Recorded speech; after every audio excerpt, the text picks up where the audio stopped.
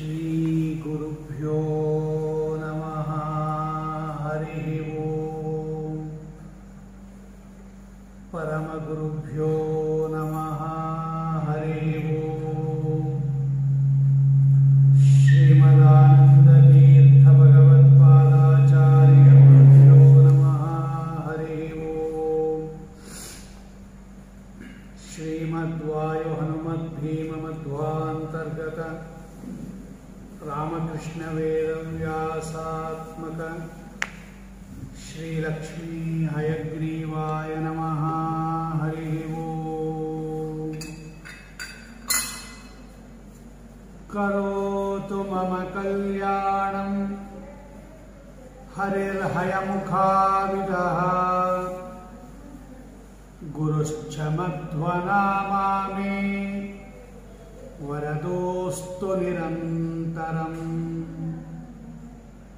ಆಪಾದಮೌಳಿಪರ್ಯಂತಂ ಗುರುಣಾಂ ಆಕೃತಿಂ ಸ್ಮರೇತ್ ತೇನ ವಿಘ್ನಾಃ ಪ್ರಣಶ್ಯಂತಿ ಸಿದ್ಧ್ಯಂತಿ ಚ ಮನೋರಥಾಃ. तं वन्दे नरसिंहतीर्थनिलयं श्रीव्यासराजपूजितं ध्यायन्तं मनसा नृसिंहचरणं श्रीपादराजं गुरुं. हरिः ओम्. ನಾಳೆ ಶ್ರೀಪಾದರಾಜರ ಆರಾಧನಾ ಮಹೋತ್ಸವ. ಅದಕ್ಕೆ ಪೂರ್ವಭಾವಿಯಾಗಿ ಕಿಂಚಿತ್ ಕಾಲ ಪರ್ಯಂತ ಆ ಗುರುಗಳ ಸ್ಮರಣೆಯನ್ನು ಮಾಡಿ ನಾಳೆ ನಡೆಯುತ್ತಿರತಕ್ಕಂತಹ ಆರಾಧನಾ ಸಂದರ್ಭದಲ್ಲಿ ಏನಂತ ಅವರನ್ನು ನಾವು ಸ್ತೋತ್ರ ಮಾಡಬೇಕು. ಆರಾಧನಾ ಅಂದರೆ ಏನು? ಆರಾಧನೆಗಳ ಮಾಡುತ್ತ ಪಾಡುತ್ತ ಅಂತಾರೆ ವಾದರಾಜ. ಸ್ವವೇತ ವೃತ್ಯ ಭಕ್ತ್ಯ ಭಗವದ್ ಆರಾಧನಮೇವ ಪರಮೋ ಧರ್ಮ ಅಂತಾರೆ ಶ್ರೀಮದ್ ಆಚಾರ್ಯರು ಗೀತಾ ಭಾಷ್ಯದಲ್ಲಿ. ಅಂದರೆ ಎಲ್ಲರೂ ಈ ಆರಾಧನಾ ಶಬ್ದವನ್ನು ಆಚಾರ್ಯರಿಂದ ಮೊದಲುಗೊಂಡು ಎಲ್ಲರೂ ಪ್ರಯೋಗ ಮಾಡಿದರು. ವೇದವ್ಯಾಸ ದೇವರು ನಾರಾಧನಾಯ ಹಿ ಭವಂತಿ ಆರಾಧನಾ ಶಬ್ದ ಪ್ರಯೋಗ ಮಾಡಿದ್ದಾರೆ ಭಾಗವತದಲ್ಲಿ. ಏನು ಆರಾಧನಾ ಅಂದರೆ? ಯಾವುದರಿಂದ ನಮಗೆ ಸಿದ್ಧಿ ಆಗುತ್ತೋ, ಯಾವ ಕಾರ್ಯದಿಂದ ನಮಗೆ ಸಿದ್ಧಿ ಆಗುತ್ತೋ ಅದು ಆರಾಧನಾ. ಆಧ ರಾಧ ಸಂಸಿದ್ಧವು ಅಂತ ಧಾತು. ಏನು ಮಾಡೋದರಿಂದ ನಾವು ಅಪೇಕ್ಷೆ ಪಟ್ಟಿರತಕ್ಕಂತಹ ಎಲ್ಲ ಈಡೇರುತ್ತೋ, ನಮ್ಮ ಕಾರ್ಯಗಳೆಲ್ಲ ಸಿದ್ಧವಾಗುತ್ತೋ ಅದು ಆರಾಧನೆ. ಏನು ಮಾಡಿದ್ರೆ ಸಿದ್ಧ ಆಗುತ್ತೆ ಅಂದಾಗ ಪ್ರತಿನಿತ್ಯ ಭಗವಂತನನ್ನ ಆರಾಧನೆ ಮಾಡಬೇಕು. ಆರಾಧನೆ ಮಾಡೋದು ಅಂದ್ರೆ ಏನು ಅಂದರೆ ಎಲ್ಲದಕ್ಕಿಂತ ದೊಡ್ಡ ಅರ್ಥ ಅವನು ಮಾಡಿರ್ತಕ್ಕಂಥ ಉಪಕಾರ ಸ್ಮರಣೆ ಮಾಡಬೇಕು. ಇದೇ ಆರಾಧನೆ. ಬೇರೆ ಎಲ್ಲವೂ ಕೂಡ ಆರಾಧನೆಯಲ್ಲಿ ಅಂತರ್ಭಾವ ಆದರೂ ಕೂಡ ಮುಖ್ಯವಾಗಿ ಆರಾಧನಾ ಅಂದರೆ ಭಗವಂತ ಆಗಲಿ ಅಥವಾ ಭಗವದ್ಭಕ್ತರಾಗಲಿ ಅಥವಾ ಈ ಎಲ್ಲ ಗುರುಗಳಾಗಲಿ ನಮಗೆ ಮಾಡಿರುವ ಉಪಕಾರ ಏನು. ಲೋಕದಲ್ಲೂ ಅಷ್ಟೇ. ನಾವು ಒಬ್ಬ ವ್ಯಕ್ತಿಯನ್ನು ಸ್ಮರಿಸ್ಕೊಳ್ಳೋದು ಯಾವಾಗ, ಅವನಿಗೆ ಕೃತಜ್ಞತೆಯನ್ನು ಹೇಳೋದು ಯಾವಾಗ, ಅವನಿಗೆ ವಂದನೆಯನ್ನು ಹೇಳೋದು ಯಾವಾಗ ಅಂದರೆ ಅವರಿಂದ ನಮಗೇನಾದರೂ ಪ್ರಯೋಜನ ಆಗಿರಬೇಕು. ಅದು ಐಹಿಕ ಆಗಲಿ ಪಾರತ್ರಿಕ ಆಗಲಿ ಏನೋ ಒಂದು ಉಪಯೋಗ ಆಗಿರಬೇಕು. ನಮಗಲ್ಲದೆ ಇದ್ರೂ ಸಮಾಜಕ್ಕಾದರೂ ಆಗಿರಬೇಕು. ಆವಾಗ ನಾವು ವಂದನಾರ್ಪಣೆ, ಕೃತಜ್ಞತಾ ಸಮರ್ಪಣೆ, ಅಭಿನಂದನೆ, ಅಭಿವಂದನೆ ಎಲ್ಲ ಮಾಡ್ತೀವಿ. ಹಾಗೆ ಶ್ರೀಪಾದರಾಜರು ನಮಗೆ ಏನು ಮಾಡಿದ್ದಾರೆ ಅಂತ ನಾವು ಅವರ ಆರಾಧನೆ ಮಾಡಬೇಕು. ಇವಾಗ ಎಷ್ಟೋ ಜನ ಇದ್ದಾರಲ್ಲ ಗುರುಗಳು, ಅವರನ್ನೆಲ್ಲ ಬಿಟ್ಟು ನೀವು ಶ್ರೀಪಾದರಾಜರ ಆರಾಧನೆ ಮಾಡಕ್ಕೆ ಹೊರಟಿದ್ದೀರಾ. ಶ್ರೀಪಾದರಾಜರು ಏನು ಮಾಡಿದ್ದಾರೆ ನಿಮಗೆ? ಯಾಕೆ ಅವರು ಬೃಂದಾವನಸ್ಥರಾದ ದಿವಸ ಅವರ ಹೆಸರಿನಲ್ಲಿ ಆರಾಧನಾ ಅನ್ನತಕ್ಕಂತಹ ಒಂದು ಆ ಅಡಿಯಲ್ಲಿ, ಒಂದು ಕಾರ್ಯಕ್ರಮದ ಅಡಿಯಲ್ಲಿ ಏನು ಕಾರ್ಯಕ್ರಮ ಮಾಡ್ತಾ ಇದ್ದೀರಾ ನೀವು ಅಂದಾಗ, ಆರಾಧನಾ ಅಂದರೆ ಆ ಗುರುಗಳನ್ನು ಮೆಚ್ಚಿಸುವುದು, ಅದರಿಂದ ನಮಗೆ ಸಿದ್ಧಿ. ಅವರು ಮೆಚ್ಚಿದ್ರೆ ನಮಗೆ ಸಿದ್ಧಿ. ಅದೇ ಆರಾಧನೆಯ ಉದ್ದೇಶ. ಗುರುಗಳು ಪ್ರೀತರಾಗಬೇಕು, ನಮ್ಮ ಕಾರ್ಯ ಸಿದ್ಧಿ ಆಗಬೇಕು. ಹಾಗಾಗಿ ಏನು ಮಾಡಿದರೆ ಶ್ರೀಪಾದರಾಜರು ಪ್ರೀತರಾಗುತ್ತಾರೆ? ಶ್ರೀಪಾದರಾಜರು ಅಂತ ಅವರ ಆರಾಧನಾ ಸಂದರ್ಭದಲ್ಲಿ ಅವರ ಹೆಸರು ಬಳಸ್ತಾ ಇರೋದಷ್ಟೇ. ಎಲ್ಲ ಗುರುಗಳಿಗೂ ಹೀಗೆ.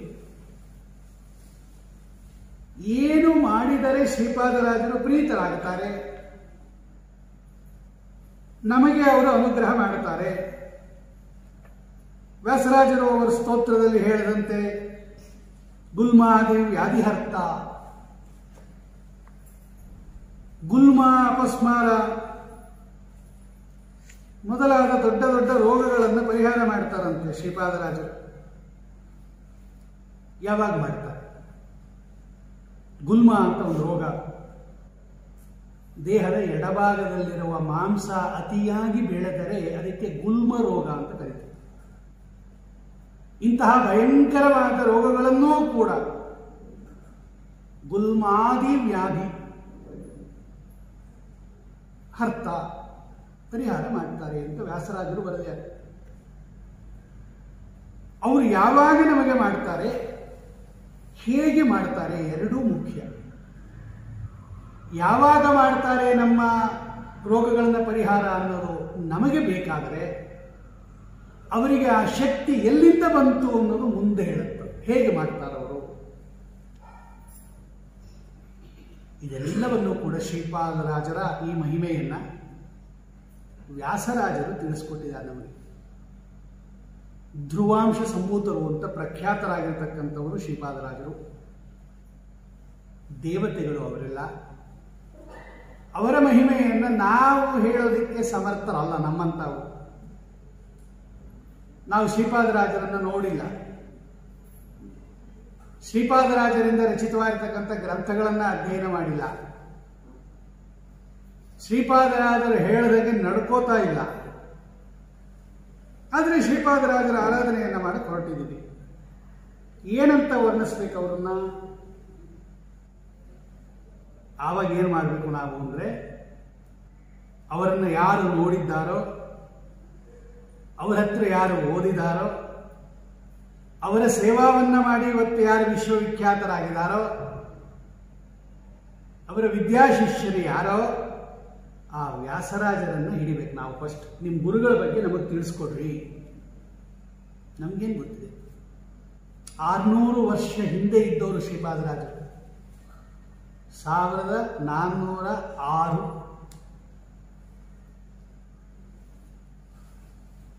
ಆಮೇಲೆ 98 ವರ್ಷ ಇದ್ದರು. ಇರಲಿ, ಅಷ್ಟು ಹಿಂದಿನವರನ್ನು ನಾವೇನು ಕೊಂಡಾಡೋದಿಲ್ಲ. ಅದಕ್ಕೋಸ್ಕರ ಶ್ರೀಪಾದರಾಜರನ್ನ ಇವತ್ತು ಸ್ತೋತ್ರ ಮಾಡಬೇಕಾದ್ರೆ ವ್ಯಾಸರಾಜರು ವರ್ಣನೆ ಮಾಡಿರ್ತಕ್ಕಂತಹ, ವಾದಿರಾಜರು ವರ್ಣನೆ ಮಾಡಿರ್ತಕ್ಕಂತಹ, ವಿಜೇಂದ್ರ ಸ್ವಾಮಿಗಳು ವರ್ಣನೆ ಮಾಡಿರ್ತಕ್ಕಂತಹ ಶ್ಲೋಕ ಇದೆ, ಇವತ್ತು ಸ್ತೋತ್ರ ಇದೆ. ಸುಂದರವಾಗಿ ಬರೆದಿದೆ, ಎಲ್ಲವನ್ನೂ ಬರೆದಿದ್ದಾರೆ. ನೀವು ಶ್ರೀಪಾದರಾಜರು ಹೆಂಗಿದ್ರು ಅಂತ ಬೇಕಾ? ಬರೀತಾರೆ. ಶ್ರೀಪಾದರಾಜರ ಗುಣಗಳೇನು ಅಂತ ಬೇಕಾ? ಬರೀತಾರೆ. ಶ್ರೀಪಾದರಾಜರು ಪರಮತ ನಿರಾಕರಣೆ ಹೆಂಗೆ ಮಾಡಿದ್ರು ಅಂತ ಬೇಕಾ? ಅದು ಬರೆದಿದ್ದಾರೆ. ಶ್ರೀಪಾದರಾಜರು ಏನು ಮಹಿಮೆಯನ್ನು ತೋರಿಸಿದ್ರು ಅಂತ ಬೇಕಾ? ಅದು ಬರೆದಿದ್ದಾರೆ. ಶ್ರೀಪಾದರಾಜರನ್ನು ಹೆಂಗೆ ಆರಾಧನೆ ಮಾಡಬೇಕು ಅಂತ ಬೇಕಾ? ಅದೂ ಬರ್ಕೊಟ್ಟಿದ್ದಾರೆ. ಹಾಗಾಗಿ ನಮಗೆ ಸುಲಭ ಆಗೋಯ್ತು. ಮುಂದೆ ಬಂದಿರತಕ್ಕಂತಹ ಯತಿಗಳು ಏನು ತಮ್ಮ ಗುರುಗಳನ್ನು ಸ್ತೋತ್ರ ಮಾಡಿದ್ದಾರೆ ಅದನ್ನು ಇಟ್ಕೊಂಡ್ಬಿಟ್ರೆ ಸಾಕು ನಾವು. ಹಾಗಾಗಿ ಯಾವುದೇ ಗುರುಗಳ ಆರಾಧನೆಯನ್ನು ಮಾಡುವಾಗ ನಮಗಿಂತ ನೂರಾರು ವರ್ಷಗಳ ಹಿಂದೆ ಇರ್ತಕ್ಕಂತಹ ಗುರುಗಳ ಆರಾಧನೆಯನ್ನು ಹೆಂಗಪ್ಪ ಮಾಡೋದು ಅಂದಾಗ ಅವರ ತಕ್ಷಣದಲ್ಲಿ ಇರ್ತಕ್ಕಂತಹ ಯತಿಗಳು ಅವರ ಬಗ್ಗೆ ಕೊಂಡಾಡಿರ್ತಾರೆ. ಅದನ್ನು ನಾವಿಟ್ಕೋಬೇಕು. ನೋಡಿ, ವ್ಯಾಸರಾಜರು ಹೇಳ್ತಾರೆ, ಒಂದೇ ಶ್ರೀಪಾದರಾಜಂ. ಶ್ರೀಪಾದರಾಜಂ ಒಂದೇ, ನಾನು ಶ್ರೀಪಾದರಾಜರನ್ನ ನಮಸ್ಕಾರ ಮಾಡ್ತೀನಿ. ಒಂದೇ ಸ್ತೋತ್ರ ಮಾಡ್ತೀನಿ ಅಂತ ಎರಡರ್ಥ. ವದಿ ಅಭಿವಾದನ ಸ್ತುತ್ಯೋಹೋ ಅಂತ ಧಾತು. ಒಂದೇ ಅಂದರೆ ನಮಸ್ಕಾರ ಮಾಡೋದು ಅಂತ ಒಂದರ್ಥ, ಸ್ತೋತ್ರ ಮಾಡ್ತೀನಿ ಅಂತ ಒಂದರ್ಥ. ರುಚಿತಮ ಹೃದಯಂ, ಏನಪ್ಪ ಹಿಂಗಂದ್ರೆ, ಈಗ ಒಂದೇ ಶ್ರೀಪಾದರಾಜಂ ರುಚಿತಮ ಹೃದಯಂ. ಕನ್ನಡದ ರುಚಿ ಅಲ್ಲ ಇದು, ಸಂಸ್ಕೃತದ ರುಚಿ. ಅವರ ಹೃದಯ ಅತ್ಯಂತ ರುಚಿಯಾಗಿತ್ತು ಅಂತ ಬರೀತಾರೆ ಅವರು.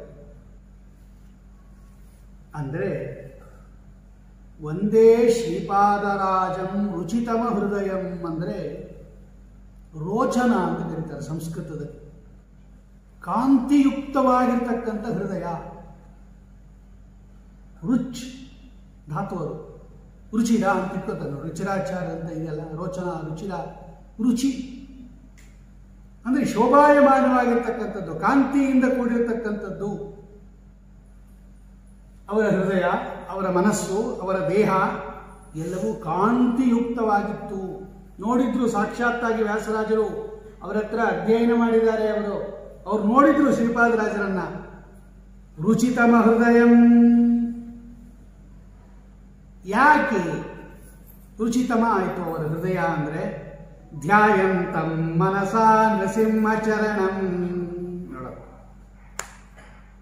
ಯಾರು ಸದಾ ತಮ್ಮ ಹೃದಯದಲ್ಲಿ ಭಗವಂತನನ್ನ ಚಿಂತನೆ ಮಾಡ್ತಾ ಇರ್ತಾರಲ್ಲ, ಅವರ ಹೃದಯ ರುಚಿತಮ ಆಗಿಬಿಡುತ್ತೆ, ಕಾಂತಿಯಿಂದ ಕೂಡಿರುತ್ತದೆ. ಅವರಿಗೆ ಕಾರಣ ಕೊಡ್ತಾರೆ ನೋಡಿ, ರುಚಿತಮ ಹೃದಯಂ ಪೂಜಿತ ಶ್ರೀ ಸಹಾಯಂ. ಶ್ರೀ ಅಂದ್ರೆ ಲಕ್ಷ್ಮೀದೇವಿ, ಸಹಾಯ ಅಂದ್ರೆ ನಿಮಗೆಲ್ಲ ಗೊತ್ತಿದೆ, ಹೆಲ್ಪ್. ಶ್ರೀ ಸಹಾಯಂ, ಲಕ್ಷ್ಮೀದೇವಿಗೆ ಅನುಗ್ರಹ ಮಾಡುವವನು. ನೆನ್ನೆ ನಾವು ನೋಡಿದ್ವಿ ಶ್ರೀನಿವಾಸ ಕಲ್ಯಾಣದ ಸಂದರ್ಭದಲ್ಲಿ. ಭಗವಂತ ಲಗ್ನ ಮಾಡಿಕೊಂಡ ಪದ್ಮಾವತಿಯನ್ನ ಅಂತ ಏನೇನೇನೇನೂ ಆಗ್ಬೇಕಾಗಿಲ್ಲ. ನೆನ್ನೆ ಹೇಳಿದ್ದೆ ನಾನು, ಮೊನ್ನೆ ಬರೀತಾರೆ ವ್ಯಾಸರಾಜರು, ಪೂಜಿತ ಶ್ರೀ ಸಹಾಯಂ. ದಿನಾಗಲೂ ರಂಗನಾಥ, ಗೋಪಿನಾಥ, ರಂಗವಿಠಲ ದೇವರನ್ನ ಪೂಜೆ ಮಾಡ್ತಾ ಇದ್ರು ಶ್ರೀಪಾದರಾಜರು. ಯಾರನ್ನ ಪೂಜೆ ಮಾಡ್ತಾ ಇದ್ರು? ಶ್ರೀ ಸಹಾಯಂ ಪೂಜಿತ, ಲಕ್ಷ್ಮೀದೇವಿಗೂ ಅನುಗ್ರಹವನ್ನ ಮಾಡಿದ ಕೃಷ್ಣ ಪರಮಾತ್ಮನನ್ನ ಪೂಜೆ ಮಾಡ್ತಾ ಇದ್ರು. ಅದಕ್ಕೆ ಅವರಿಗೆ ರುಚಿತಮ ಹೃದಯಂ. ಅದಕ್ಕೇನು ಸಂಬಂಧ? ಈ ಪೂಜೆ ಕೈಯಲ್ಲಲ್ವ ಮಾಡೋದು? ಕೈಯಿಂದ ಮಾಡಿದ್ರೆ ಕೈ ಹೊಳಿಬೇಕು, ಹೃದಯ ಯಾಕೆ ಹೊಳೆಯುತ್ತೆ ಅಂದ್ರೆ ಪೂಜೆ ಹೃದಯದಿಂದನೇ ಮಾಡಬೇಕು. ಇದೇ ನಾವು ತಪ್ಪು ಮಾಡ್ತಾ ಇರೋದು. ಕೈಯಿಂದ ಪೂಜೆ ಮಾಡ್ತಾ ಇದ್ದೀವಿ, ಆದರೆ ಮನಸ್ಸನ್ನ ಬೇರೆ ಕಡೆ ಇಟ್ಟುಬಿಟ್ಟಿದ್ದೀವಿ. ಅದಕ್ಕೆ ನಮ್ಮ ಮನಸ್ಸು ಹೊಳಿತಾ ಇಲ್ಲ. ಅವರು ಬರೀ ಕೈಯಿಂದ ಪೂಜೆ ಮಾಡ್ತಾ ಇದ್ರು, ತುಳಸಿ ಏರಿಸ್ತಾ ಇದ್ರು, ಎಲ್ಲೋ ನೋಡ್ತಾ ಇದ್ರು. ರುಚಿತಮ ಹೃದಯಂ ಪೂಜಿತ ಶ್ರೀ ಸಹಾಯಂ ನಿರ್ಧೂತಾಶೇಷ ಹೇಯಂ. ಅದಕ್ಕೆ ನೋಡ್ರಿ, ಅವರಲ್ಲಿ ಏನು ದೋಷ ಇರಲಿಲ್ಲ, ಚೆನ್ನಾಗಿ ಕಳ್ಕೊಂಡ್ಬಿಟ್ಟಿದ್ರು ಅವರು. ತ್ಯಜಿಸೋದು ಅಂತ ಅರ್ಥ. ಅಶೇಷ ಹೇಯಂ ನಿರ್ಧೂತಂ. ಯಾರು ಭಗವಂತನನ್ನ ಚೆನ್ನಾಗಿ ಸ್ತೋತ್ರ ಮಾಡ್ತಾ ಇರ್ತಾರೆ, ಮನಸ್ಸಿಟ್ಟು ಸ್ತೋತ್ರ ಮಾಡ್ತಾ ಇರ್ತಾರೆ, ಪೂಜೆ ಅಂದ್ರೆ ಇದೆ. ಪೂಜಿತಂ ಶ್ರೀ ಸಹಾಯಂ. ಬರೀ ಪಟ್ಟದ ದೇವರನ್ನ ಯಾವಾಗಲೋ 1-2 ಗಂಟೆ ಹೊತ್ತು ಪೂಜೆ ಮಾಡಿ ಬಿಟ್ಬಿಡ್ತಾ ಇದ್ರು, ಆಮೇಲೆ ಸುಮ್ಮನೆ ಮಾತಾಡ್ತಾ ಇದ್ರು ಅಂತಲ್ಲ. ಸದಾ ಪೂಜಿತಂ ಶ್ರೀ ಸಹಾಯಂ ನಿರ್ಧೂತಾಶೇಷೇಯಂ ನಿವೃತ ಶುಭಚಯಂ. ಯಾವ ದುರ್ಗುಣಗಳಿರಲಿಲ್ಲ, ಕೆಟ್ಟದಿರಲಿಲ್ಲ, ಎಲ್ಲ ಹೊಟ್ಟೋಗಿತ್ತಂತೆ ಶ್ರೀಪಾದರಾಜರ ಹತ್ರ. ಪೂಜಿತ ಶ್ರೀ ಸಹಾಯಂ. ಏನ್ ಕೆಟ್ಟದ್ದು ಅಂದ್ರೆ, ಈ ಕೆಟ್ಟದ್ದೆಲ್ಲ ನಮ್ಮ ಮನಸ್ಸಿನಲ್ಲೇ ಇರೋದು. ಪದಾರ್ಥಗಳು ಕೆಟ್ಟದ್ದಲ್ಲ. ಆ ಪದಾರ್ಥ ಸ್ವೀಕಾರ ಮಾಡಿದ ಮೇಲೆ ನಾವು ಹೆಂಗೆ ಕೆಟ್ಟೋಗಿದ್ದೀವಿ ಅಂದ್ರೆ, ಈ ಕೆಟ್ಟದ್ದೆಲ್ಲ ನಮ್ಮ ಮನಸ್ಸಿನಲ್ಲೇ ಇರೋದು. ಶ್ರೀಮದ್ ಆಚಾರ್ಯರು ಗೀತಾಭಾಷ್ಯದಲ್ಲಿ ಬರೆದಿದ್ದಾರೆ ಈ ಮಾತನ್ನ.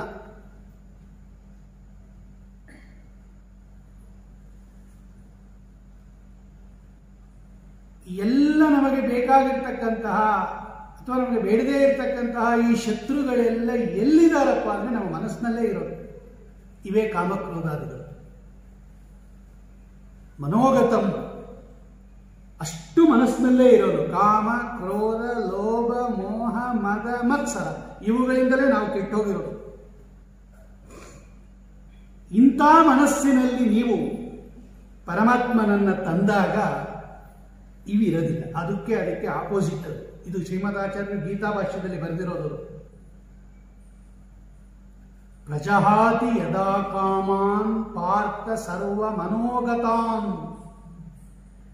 ಯದಹಾತಿ, ಯಾವಾಗ ಒಬ್ಬ ಮನುಷ್ಯ ತನ್ನ ಮನಸ್ಸಿನಲ್ಲಿರ್ತಕ್ಕಂಥ ಎಲ್ಲ ಕಾಮನಗಳನ್ನ ಪ್ರಜಹಾತಿ ಬಿಟ್ಟು ಬಿಡುತ್ತಾನೋ ಅನ್ನೋ ಅರ್ಥ ಬರಬೇಕು ಬರುವಂತ. ನೋಡ, ಹಂಗಿದ್ರಂತೆ ಶ್ರೀಪಾದರಾಜರು.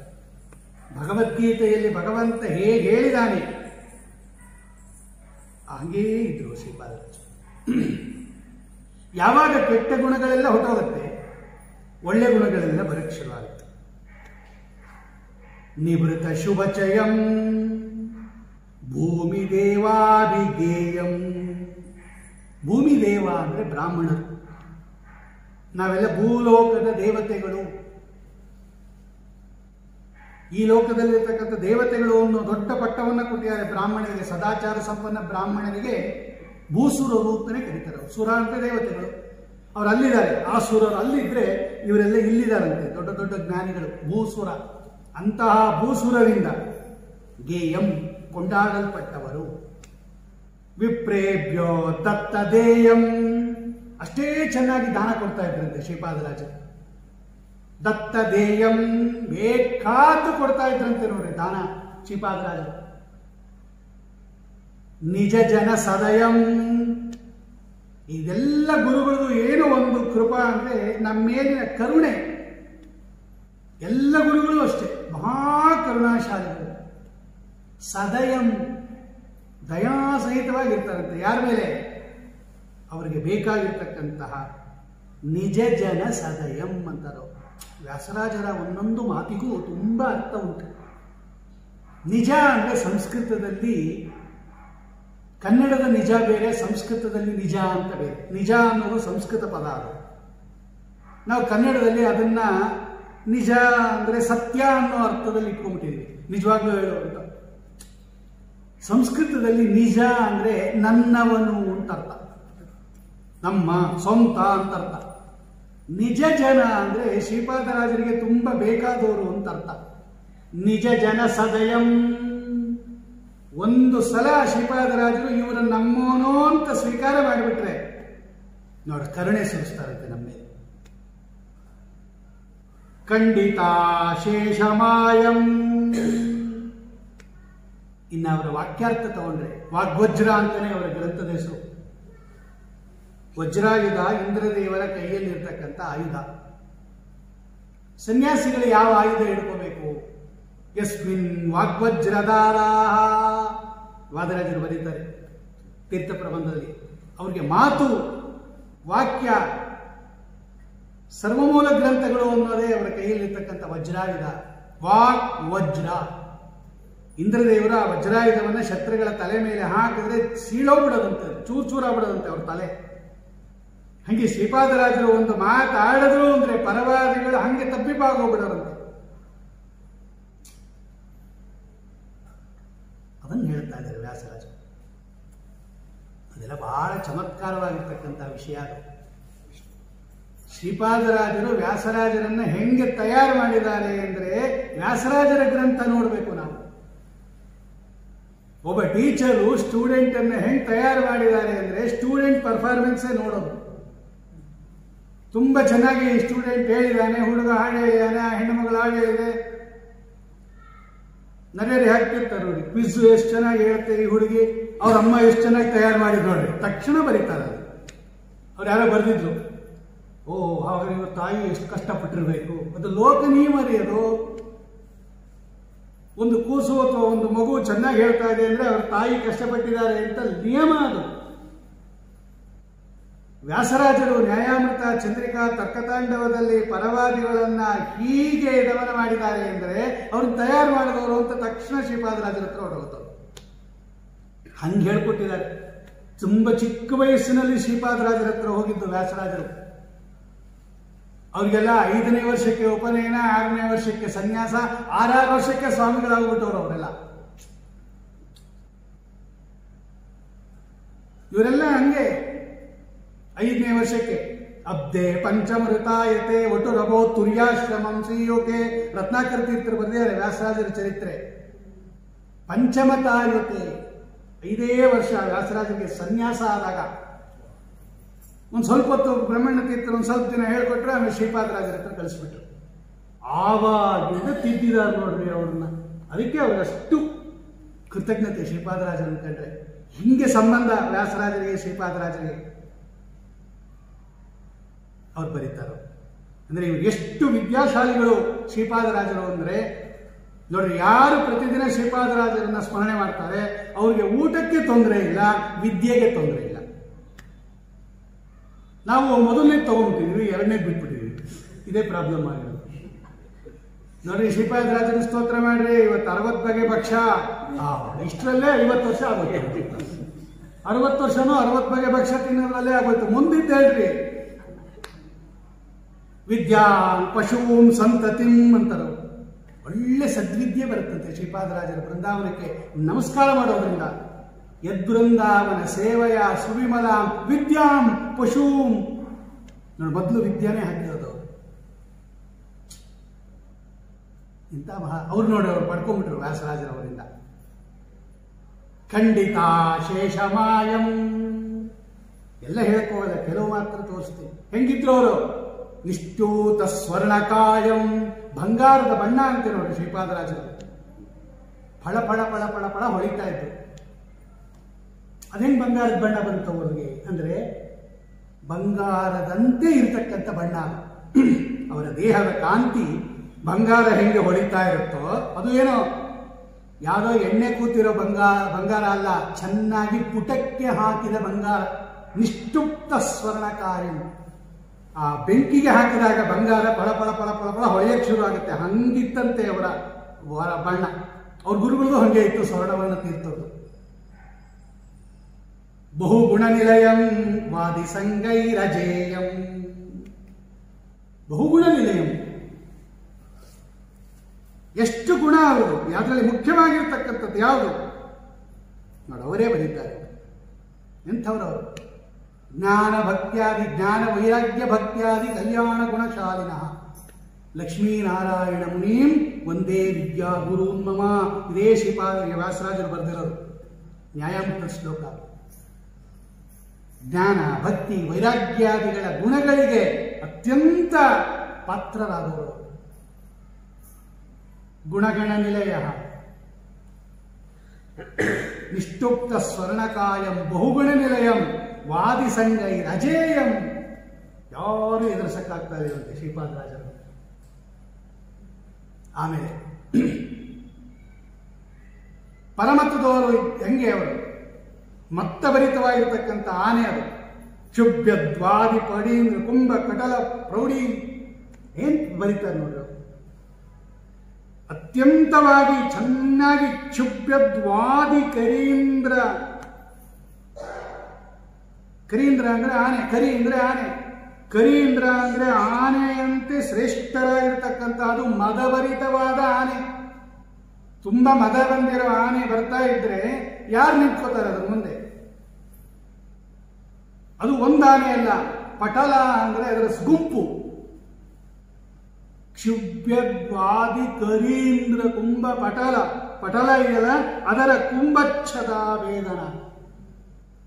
ಎಗರಿಬಿಟ್ಟು ಅದರ ಮೇಲೆ ಆ ಸಿಂಹ ಹೇಗೆ ಆನೆಯ ಕುಂಭಸ್ಥಳವನ್ನು ಸೀಳತ್ತೋ ಹಂಗೆ ಶ್ರೀಪಾದರಾಜರು ಯಾರಾದರೂ ಅವರ ಜೊತೆಯಲ್ಲಿ ವಾದ ಮಾಡಕ್ಕೆ ಬಂದರೆ ಅವರ ಮೇಲೆ ಹಿಂಗೆ ವಾಕ್ ಆಕ್ರಮಣವನ್ನ ಮಾಡಿ ಅವರನ್ನ ಸೋಲಿಸ್ತಾ ಇದ್ದರಂತೆ.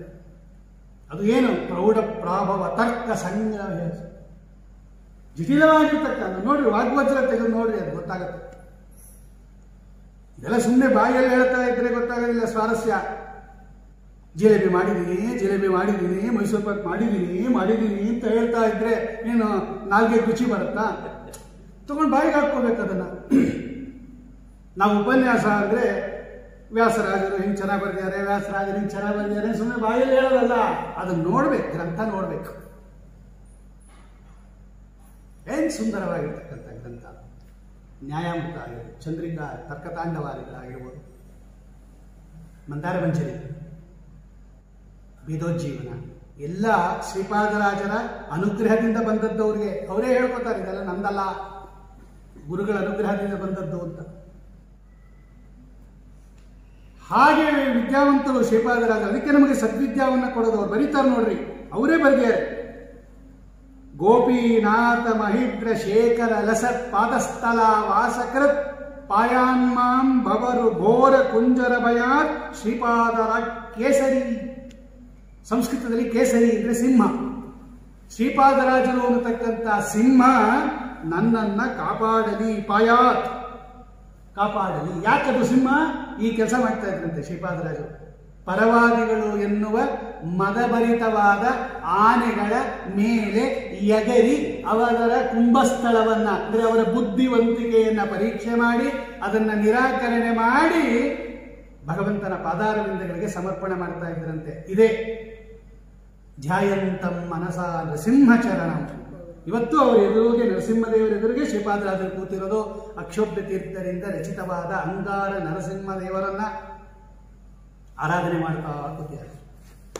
ಧ್ಯಾಯಂತಂ ಮನಸ ನರಸಿಂಹಚರಣಂ. ಕೂತಿರೋದೇ ಸಾಕ್ಷಿ. ಎಲ್ಲಿ ಕೂತ್ಕೋಬೇಕು ಒಬ್ಬ ಮನುಷ್ಯ? ದೇವರ ಹತ್ರ ಇರ್ಬೇಕಂತ ನೋಡ್ರಿ. ಯಾವಾಗಲೂ ಭಗವಂತನಿಗೆ ಅಭಿಮುಖವಾಗಿರ್ಬೇಕು. ನೋಡಿ ಹೇಳಿದ್ದಾರೆ, ಆ ಕಡೆ ನರಸಿಂಹದೇವರಿದ್ದಾರೆ, ಈ ಕಡೆ ಶ್ರೀಪಾದರಾಜರಿದ್ದಾರೆ. ಎದುರು ಹೋಗಿ ನೋಡ್ತಾ ಇದ್ದಾರಂತವ್ರು. ಬರೀ ನೋಡ್ತಾ ಇರೋದಲ್ಲ, ಧ್ಯಾಯಂತಂ ಮನಸ ನೃಸಿಂಹಚರಣಂ ಶ್ರೀಪಾದರಾಜಂ ಗುರುಂ. ಇಷ್ಟು. ಆಮೇಲೆ ಹೇಗಿದ್ರಪ್ಪ ಅವರು? ಬಿಭ್ರಾಣಂ ಕ್ಷೌಮವಾಸ. ಸುಖ ಪ್ರಾರಬ್ಧ ಶ್ರೀಪಾದರಾಜರಿಗೆ. ಪ್ರಾರಬ್ಧ ಅನ್ನೋದೊಂದು ಕರ್ಮ. ಆರಂಭ ಮಾಡಿರೋ ಕರ್ಮ, ಹಿಂದೆ ಮಾಡಿದ ಅನುಭವಿಸ್ತಾ ಇರ್ತಕ್ಕಂಥ ಕರ್ಮದ ಫಲ ಅದು ಪ್ರಾರಬ್ಧ ಅನ್ನೋದು. ಅದರಲ್ಲಿ ಎರಡು, ಸುಖ ಪ್ರಾರಬ್ಧ, ದುಃಖ ಪ್ರಾರಬ್ಧ ಅಂತ. ಪುಣ್ಯ ಮಾಡಿಬಿಟ್ಟಿದ್ರೆ ಸುಖ, ಪಾಪ ಮಾಡಿದ್ರೆ ದುಃಖ. ಶ್ರೀಪಾದರಾಜರು ಹಿಂದೆ ತುಂಬ ಪುಣ್ಯ ಮಾಡಿಬಿಟ್ಟಿದ್ದಾರೆ, ಅದರ ಫಲ ಈಗ. ಅದಕ್ಕೆ ಸುಖ ಪ್ರಾರಬ್ಧ ಅಂತ ಕರೀತಾರೆ. ಸನ್ಯಾಸಿಗಳಾದಾಗಲೂ ಆಭರಣಗಳು ಹಾಕೋತಾ ಇದ್ರಂತೆ ಶ್ರೀಪಾದರಾಜರು. ಮುತ್ತಿನ ಕವಚ ಮೇಲ್ಕುಲಾವಿ, ರತ್ನ ಕೆತ್ತಿದ ಕರ್ಣ ಕುಂಡಲ, ಕಸ್ತೂರಿ ತಿಲಕ ಶ್ರೀಗಂಧ ಲೇಪನ ವಿಸ್ತಾರದಿಂದ ಮೆರೆದು ಬರುವ ಮಹಿಮೆ ಸಾಲದೆ, ಇಷ್ಟೇ ಮಹಿಮೆ ಸಾಲದೆ. ಈ ದೇವ್ರನಾಮ ನೋಡಿದ್ರೆ ಬಹಳ ಒಂಥರ ಅನ್ಸುತ್ತೆ. ಇದೇನು ಮಹಿಮೆ? ಏನು ಅಲಂಕಾರ ಮಾಡ್ಕೊಂಡು ಬರೋದು ಒಂದು ಮಹಿಮೆನಾ? ನಾಳೆಯಿಂದ ಪುರಾಣಕ್ಕೆ ನಾವು ಹಂಗೆ ಬರ್ತೇವೆ. ಏನು ಮಹಿಮಾ ತುಂಬ ಇರೋದು, ಎಷ್ಟು ಅಲಂಕಾರ ಮಾಡ್ಕೊಂಡಿವ್ರು ನೋಡ್ರಿ. ಇರೋ ಬರೋ ಒಡವೆ ಎಲ್ಲ ಹಾಕೊಂಡ್ಬಂದ್ಬಿಡೋದು. ಮಹಿಮೆ ಸಾಲದೆ, ಇಷ್ಟೇ ಮಹಿಮೆ ಸಾಲದೆ, ಒಂದೊಂದೇ ಆಭರಣ ತೋರಿಸ್ತಾ ಇರೋದು. ಅಲ್ಲ, ಇದೇನು ಮಹಿಮೆ ಇದು? ನೋಡಿ, ಅಲ್ಲೇ ಇರೋದು ಗುಟ್ಟು. ವ್ಯಾಸರಾಜರು ಅದನ್ಯಾಕೆ ವರ್ಣನೆ ಮಾಡಿದ್ರು? ಮುತ್ತಿನ ಕವಚ ಹಾಕೋತಾ ಇದ್ರು, ಕುಲಾವಿ ಹಾಕೋತಾ ಇದ್ರು, ಕಿರೀಟ ಇಟ್ಕೋತಾ ಇದ್ರು, ಹಯ ಗಜ ಶಿಬಿಕ ಅನರ್ಘ್ಯ ಶಯಾರತಾಢ್ಯಂ. ಒಳ್ಳೆ ಹಾಸಿಗೆ ಮೇಲೆ ಮಲ್ಕೊಂಬೋರಂತೆ ಅವರು. ಸನ್ಯಾಸಿಗಳ ನೆಲದ ಮೇಲೆ ಮಲ್ಕೋಬೇಕು, ಕೃಷ್ಣಾಜಿನ ಹಾಕೊಂಡು ಒಳ್ಳೆ ಶಯ್ಯಾದ ಮೇಲೆ ಮಲ್ಕೋಬೋರಂತೆ ಶ್ರೀಪಾದರಾಜರು. ಗುಂಜಾನಂ ಷಷ್ಠಿ ಶಾಖ, 60 ಬಗೆಯ ಭಕ್ಷಭೋಜ್ಯಗಳನ್ನು ಪ್ರತಿದಿನ ಗೋಪಿನಾಥ ದೇವರಿಗೆ ನೈವೇದ್ಯ ಮಾಡಿ ಸ್ವೀಕಾರ ಮಾಡೋರಂತೆ. ಭಿಕ್ಷಾಚರ್ಯೆಯಲ್ಲಿ ಇರಬೇಕಾಗಿರ್ತಕ್ಕಂಥವರು, ಕಾಲ್ನಡಿಗೆಯಲ್ಲಿ ಸಂಚಾರ ಮಾಡಬೇಕಾಗಿರ್ತಕ್ಕಂಥವರು. ಹಾಯ ಗಜ ಶಿಬಿಕ, ಕುದುರೆ ಮೇಲೆ ಬರೋರಂತೆ, ಆನೆ ಮೇಲೆ ಬರೋರಂತೆ, ಪಲ್ಲಕ್ಕಿಯಲ್ಲಿ ಬರೋರಂತೆ. ಅನರ್ಘ್ಯ ಶಯ್ಯ, ಬೆಲೆ ಕಟ್ಟಲಾಗದ ಆಭರಣ ಹಾಕೊಂಬರಂತೆ ಅವರು. ವಾದಿರಾಜರು ಒಂದು ಸ್ತೋತ್ರ ಬರೆದಿದ್ದಾರೆ, ಅದರಲ್ಲೆಲ್ಲ ಬರೀತಾರೆ ಅವರು. ವಿಜೇಂದ್ರ ಸ್ವಾಮಿಗಳು ಒಂದು ಸ್ತೋತ್ರ ಬರೆದಿದ್ದಾರೆ ಶ್ರೀಪಾದರ ಮೇಲೆ, ಅದರಲ್ಲೆಲ್ಲ ಬರೀತಾರೆ ಅವರು. ಇದೇನು ಮಹಿಮೆ ಏನು ಬಂತು ಅಂತ ಪ್ರಶ್ನೆ ಇದು. ಸ್ಕೂಟರ್ ಮೇಲೆ ಬಂದಿದ್ದಾರೆ ಅವರು ಮಠಕ್ಕೆ, ಬಹಳ ಮಹಿಮೆ. ನಮ್ಮ ಅರ್ಚಕರು ಬರ್ತಾರಪ್ಪ, ಏನು ಮಹಿಮೆ ರೀ ಇವರು? ಸ್ಕೂಟರ್ ಮೇಲೆ ಬರ್ತಾರೆ. ಇವರು ಆನೆ ಮೇಲೆ ಬರೋರು, ಸ್ಕೂಟರ್ ಮೇಲೆ ಬರೋರು. ಆಗ ನಾಳೆಯಿಂದ ಅವರಿಗೆ ಮಹಿಮೆ ಸಾಲದೆ ಅಲ್ಲ. ನೋಡಿ, ಅದಕ್ಕೆ ನಮಗೆ ದೇವ್ರನಾಮ ಅರ್ಥ ಆಗಿಲ್ಲ ಅನ್ನೋದು. ಅಲ್ಲಲ್ಲ ಇರೋದು ತಾತ್ಪರ್ಯ. ಅವರು ಮುತ್ತಿನ ಕವಚ ಹಾಕೊಂಡಿದ್ದಕ್ಕಲ್ಲ ಮಹಿಮೆ, ಕುಲಾವಿ ಹಾಕೊಂಡಿದ್ದಕ್ಕಲ್ಲ ಮಹಿಮೆ, ರತ್ನ ಕೆತ್ತಿದ ಕರ್ಣಕುಂಡಲ ನಾನು ಹಾಕೊಂಡಿದ್ದೀನಿ. ಮಹಿಮೆ ಸಾಲದೆ ಆಚಾರದು ಕೊರೋನಾ ಟೈಮಲ್ಲೂ ಹಾಕೊಂಡಿದಾರಲ್ಲ ಇವರು. ಬೇರೆಯವರೆಲ್ಲ ಪಾಪ ಫುಡ್ ಪ್ಯಾಕೆಟ್ಗೆ ಒದ್ದಾಡ್ತಾ ಇದ್ರೆ ಈ ಮಹಿಮೆನಾ ಇದು? ಹಿಂಗ ನಾವು ಅದನ್ನು ಅರ್ಥ ಮಾಡೋದು ದೇವನಾಮ ಅಲ್ಲ. ಒಬ್ಬ ಸನ್ಯಾಸಿ ಯಾವುದು ಅವನಿಗೆ ವಿಹಿತವಲ್ಲವೋ ಅದನ್ನ ಹಾಕ್ಕೊಂಡಿದ್ದಾರೆ ಶ್ರೀಪಾದರಾಜರು. ಅವ್ರು ಹಾಕ್ಕೋಬಾರ್ದು. ಸನ್ಯಾಸಿಗಳು ಆಭರಣ ಹಾಕ್ಕೋಬಾರ್ದು. ಅವರೇನಿದ್ರು ಆಭರಣ ಮುಟ್ಟೋದು ಭಗವಂತನಿಗೆ ಹಾಕಕ್ಕೆ ಮಾತ್ರ ಬಂಗಾರ ಮುಟ್ಟಬೇಕು. ಸ್ವಾಮಿಗಳು ಬಂಗಾರವನ್ನ ಮುಟ್ಟಲೇಬಾರದು. ಶ್ರೀಪಾದ ಯಾರೋ ಸ್ವಾಮಿಗಳು ಆಭರಣ ಭಗವಂತನಿಗೆ ಹಾಕೋದಕ್ಕೋಸ್ಕರ ಅವರು ಸ್ಪರ್ಶ ಮಾಡ್ತಾರೆ ಹೊರತು ಬಂಗಾರವನ್ನ ಅವರು ಹಂಗೆ ಮುಟ್ಟಲೇಬಾರದು. ಅದನ್ನ ದುಡ್ಡು ಮುಟ್ಟಬಾರದು, ನೋಟು ಮುಟ್ಟಬಾರದು, ಬಂಗಾರ ಮುಟ್ಟಬಾರದು, ಸುವಾಸನೆ ವಸ್ತುಗಳನ್ನು ಮುಟ್ಟಬಾರದು, ನೋಡಬಾರದು. ಅವರಿಗೆ ಅಭ್ಯಂಗ ಸ್ನಾನ ಇಲ್ಲ. ಆ ದೀಪಾವಳಿ ಒಂದು ದಿವಸ ಬಿಟ್ಟು ಅಭ್ಯಂಗನ ಸ್ನಾನ ಇಲ್ಲ. ಊಟ ಅಂತೂ ಲಿಮಿಟೆಡ್, ಇಷ್ಟೇ ಹಿಂಗೆ ಸ್ವೀಕಾರ ಮಾಡಬೇಕು ಅಂತ ನಿಯಮ. 60 ಬಗೆಯ ಭಕ್ಷ್ಯ ನಾವೇ ಊಟ ಮಾಡಲ್ಲ ಅಷ್ಟೊಂದು ದಿನ. ಏನು ಮಹಿಮೆ ಇದರಲ್ಲಿ ಅಂದರೆ, ನಾನು ಮೊನ್ನೆ ಹೇಳಿದ್ದೆ ಶ್ರೀನಿವಾಸ ಕಲ್ಯಾಣ ದಿವಸ ರಥವಿದ್ಯಾ ಅಂತ. ಅವ್ರು ಅಲಂಕಾರ ಮಾಡ್ಕೋತಾ ಇದ್ದಿದ್ದು ಅವ್ರಿಗಲ್ಲ. ಈ ದೇಹ ಭಗವಂತನ ರಥ, ಅದರೊಳಗೆ ಸ್ವಾಮಿ ಇದ್ದಾನೆ. ಅದು ಅಂತರ್ಯಾಮಿಯಾದ ಭಗವಂತನಿಗೆ ಮಾಡುವ ಪೂಜೆ ಎಲ್ಲ ಅವನಿಗೆ ಅರ್ಪಿಸ್ಕೊಡೋರಂತೆ. ಮುತ್ತಿನ ಕವಚ ಹಾಕೊಂಡ್ರೆ ಅದು ರಂಗನಾಥ ಗೋಪಿನಾಥ ರಂಗವಿಠಲ ದೇವರಿಗೆ ಕವಚ. ಕುಂಡಲ ಹಾಕೊಂಡ್ರೆ ಅದು ಭಗವಂತನಿಗೆ ಕುಂಡಲ. ನೈವೇದ್ಯ ಮಾಡಿದ್ರೆ ಅದು ಭಗವಂತನಿಗೆ 60 ಬಗೆಯ ಭಕ್ಷ್ಯ. ಯಾರು ಹಾಸ್ಯ ಮಾಡಿದ್ರಂತೆ, ಏನು 60 ಬಗೆಯ ಭಕ್ಷ್ಯ ಎಲ್ಲ ಸ್ವೀಕಾರ ಮಾಡಿಬಿಡ್ತೀರಾ ಸ್ವಾಮಿಗಳು ಅಂತೀರಾ, ನಾವೇ ಊಟ ಮಾಡಲ್ಲ ಅಷ್ಟೊಂದು ಗೃಹಸ್ಥರು. ದಿನಕ್ಕೂ ಪ್ರತಿದಿನ 60. 6ನೇ ದಿವಸನೇ ನಾವು 60 ಮಾಡಿಸಿರಲ್ಲಪ್ಪ. ಅಲಂಕಾರ ಪಂಕ್ತಿಗೆ ಹೋದ್ರೆ ಆಗ ಹಾಕಲ್ಲ ನಮ್ಗೆ. ದಿನ ಏನು ಬಂತು? ಯಾರೋ ಹಿಂಗೆ ಅಂದ್ರು. ಶ್ರೀಪಾದರಾಜರು ಹೇಳಿದ್ರು, ಎಲ್ಲ ಹಂಗೆ ತೆಗೆದಿಟ್ಬಿಟ್ರಂತೆ ಅವ್ರ ಬಾಯಿಂದ. ನರರು ನಗಲು, ವ್ಯಾಸರಾಜರು ಬರೀತಾರೆ ಅವರು, ಹರಿಗೆ ಸಮರ್ಪಿಸಿದ ನಾನಾ ಬಗೆಯ ಶಾಖಗಳ ಭುಂಜಿಸೆ ನರರು ನಗಲು. ಏನಿವರು 60 ಬಗೆ ಭಕ್ಷ್ಯ ಊಟ ಮಾಡ್ತಾರಂತೆ. ಏನ್ ಸ್ವಾಮಿಗಳು ಅಭ್ಯಂಗನ ಮಾಡ್ಕೋತಾರಂತೆ. ಆನೆ ಮೇಲೆ ಬರ್ತಾರೆ, ಕುದುರೆ ಮೇಲೆ ಬರ್ತಾರೆ. ಏನ್ ಸ್ವಾಮಿಗಳು ಇವರು ಓದ್ಬಿಟ್ರು. ಶ್ರೀಪಾದರಾಜರು ತೋರಿಸಿದ್ರು. ಹಂಗೆಲ್ಲ ದೊಡ್ಡವ್ರ ಹತ್ರ ನನಗಲ್ಲ, ದೊಡ್ಡವ್ರಿಗೆ ಹಂಗೆ ಹೀಯಾಳಿಸ್ಬೇಡ್ರಿ ಅಂದ್ರು. ಅಂತ ಬಾಯಿ ತೆಗೆದ್ರು. ಎಲ್ಲ ಪದಾರ್ಥ ವಾಪಸ್ ತೆಗೆದು ಇಟ್ಟುಬಿಟ್ರಂತೆ. ಎಲೆಯಲ್ಲಿ ಬಡಿಸಿದಾಗ ಹೇಗಿತ್ತೋ ಹಾಗೇ ತೆಗೆದ್ರಂತೆ. ಕೋಸಂಬರಿ ತುಂಬಿಬಿಟ್ಟು ತಿರ್ಗಾ ಕೋಸಂಬರಿ ತೆಗೆದಿಡ್ರಿ ಇದ್ರೆ ಬಾಯಿಂದ ಏನ್ ತೆಗೆದಿರ್ತೀರ ನೋಡ್ರಿ. ಅದು ಕೋಸಂಬರಿ ಇದ್ದಂಗೆ ಇರುತ್ತಾಳು, ತೆಗೆದಿಟ್ರೆ ನೋಡಿ ಹಂಗೆ ತೆಗೆದ್ರಂತೆ. ಚಟ್ನಿ, ಕೋಸಂಬರಿ, ಗೊಜ್ಜು, ಪಲ್ಯ, ಪಳದೆಯ ಏನೇನು ಬೇಕು ಎಲ್ಲ ಹಂಗೆ ತೆಗೆದ್ರಂತೆ. ಇದ್ಯಾರ ಕೈಲಾಗುತ್ತೆ ನೋಡಿ ಶ್ರೀವ್ಯಾಸರ. ಇದು ಮಹಿಮೆ. ತಿಂದಿದ್ದು ಮಹಿಮೆ ಅಲ್ಲ, ಅದು ತೆಗೆದಿಟ್ರಲ್ಲ ಮಹಿಮೆ, ಅದು ಮಹಿಮೆ. ಮಹಿಮೆ ಸಾಲದೆ ಇಷ್ಟೇ ಮಹಿಮೆ ಸಾಲದೆ. ಇದೊಂದು ಸಾಕು ತಗೊಳ್ರಿ ಅಂತ. ಇಷ್ಟೇ ಸಾಕು, ಊಟದ್ದೇ ಸಾಕ್ರಿ. ಅದು ಹಸಿಯ ತೋರಿದ, ಹುಸಿಯ ಮಾಡಿ ಹಸಿಯ ತೋರಿದ. ಅವರ ಮಾತನ್ನೆಲ್ಲ ಸುಳ್ಳು ಮಾಡಿ ಮತ್ತೆ ಹಂಗೆ ಹಸಿ ಪದಾರ್ಥ ತೆಗೆದಿಟ್ಟು ಬಿಟ್ರಂತೆ. ಅಂದ್ರೆ ತಿನ್ನಕ್ಕಿಂತ ಮುಂಚೆ ಹೆಂಗಿರುತ್ತೋ ಹಂಗೇ ಇಟ್ಟರಂತೆ, ಬಿಸಿ ಬಿಸಿಯಾದ ಪದಾರ್ಥ ತೆಗೆದು. ಯಾರಿಗೆ ಈ ಶಕ್ತಿ ಇರುತ್ತೆ ಲೆಕ್ಕ ಹಾಕ್ಬಿಟ್ಟು. ಇದು ಭಗವಂತನ ವ್ಯಾಪಾರ. ಇದು ಎಷ್ಟು ಕಡೆ ಬರೀತಾರೆ ಅವ್ರು ಗೊತ್ತಾ? ಯಾಕೆ ಹಂಗೆಲ್ಲ ಆಯ್ತು? ಧ್ಯಾಯಂತಂ ಮನಸಾ ನೃಸಿಂಹ ಚರಣಂ ಶ್ರೀ ಶ್ರೀಪಾದರಾಜಂ ಗುರುಂ. 60 ಬಗೆಯ ಭಕ್ಷ್ಯವನ್ನ ಸ್ವೀಕಾರ ಮಾಡ್ತಾ ಇದ್ರು ಅಂತ ಏನು ಬರೀತಾರೆ ಅವರು. ಅವರ ಸ್ಮರಣೆ ಮಾಡಿದರೆ ಯಾರಿಗೂ ಕೂಡ ಊಟಕ್ಕೆ ತೊಂದರೆ ಇರೋದಿಲ್ಲ ಅಂತ ಬರೀತಾರೆ. ಘೋರ ದಾರಿದ್ರ್ಯ ಶಾಂತಿಯೈ. ಶ್ರೀಪಾದರಾಜರು 60 ಬಗೆಯ ಭಕ್ಷ್ಯವನ್ನ ಭಗವಂತನಿಗೆ ನೈವೇದ್ಯ ಮಾಡಿ ಸ್ವೀಕಾರ ಮಾಡ್ತಾ ಇದ್ರು ಅಂತ ಯಾರು ಪ್ರತಿದಿನ ಈ ಸ್ತೋತ್ರವನ್ನ ಹೇಳ್ತಾರೆ ಅವರಿಗೆ ಎಂತ ಘನಘೋರ ದಾರಿದ್ರ್ಯ ಇದ್ರೂ ಕೂಡ ಅದು ಶಮನ ಆಗುತ್ತೆ ಅಂತ ವ್ಯಾಸರಾಜರು ಪಂಥದಿಂದ ವರದಿಯಾರೆ. ಇದೆಯಾ ಇಷ್ಟ ನಮಗೆ ಶ್ರೀಪಾದರಾಜರ ಮೇಲೆ? ಆಮೇಲೆ ಇವಾಗೆಲ್ಲ ದೊಡ್ಡ ಬಂದಿರತಕ್ಕಂಥದ್ದೇ ಈಗ ದೊಡ್ಡ ಮಹಾಮಾರಿ ಎಲ್ಲರೂ ಒದ್ದಾಡ್ತಾ ಇದ್ದೀವಿ. ಎಲ್ಲರೂ ಎಷ್ಟೋ ಜನನ್ನ ಕಳ್ಕೊಂಡಿದ್ದಾರೆ. ಎಲ್ಲರೂ ಕೂಡ ತಂದೆ ಹೋದ್ರು, ತಾಯಿ ಹೋದ್ರು, ಮಕ್ಕಳು ಹೋದ್ರು, ಚಿಕ್ಕ ವಯಸ್ಸಿನವ್ರು ಹೋದ್ರು, ದೊಡ್ಡ ವಯಸ್ಸಿನವ್ರು ಹೋದ್ರು, ಎಲ್ಲರೂ ಇದ್ದಾರೆ. ಏನ್ ಮಾಡ್ಬೇಕು ಅವಾಗ? ನೋಡೋರು ಬರೀತಾರ, ಯದ್ ಬೃಂದಾವನ ಸೇವಯ ಸುವಿಮಲಾಂ ವಿದ್ಯಾಂ. ಒಂದು ಒಳ್ಳೆ ವಿದ್ಯೆ ಕೊಡ್ತಾರಂತೆ ಶ್ರೀಪಾದರಾಜ.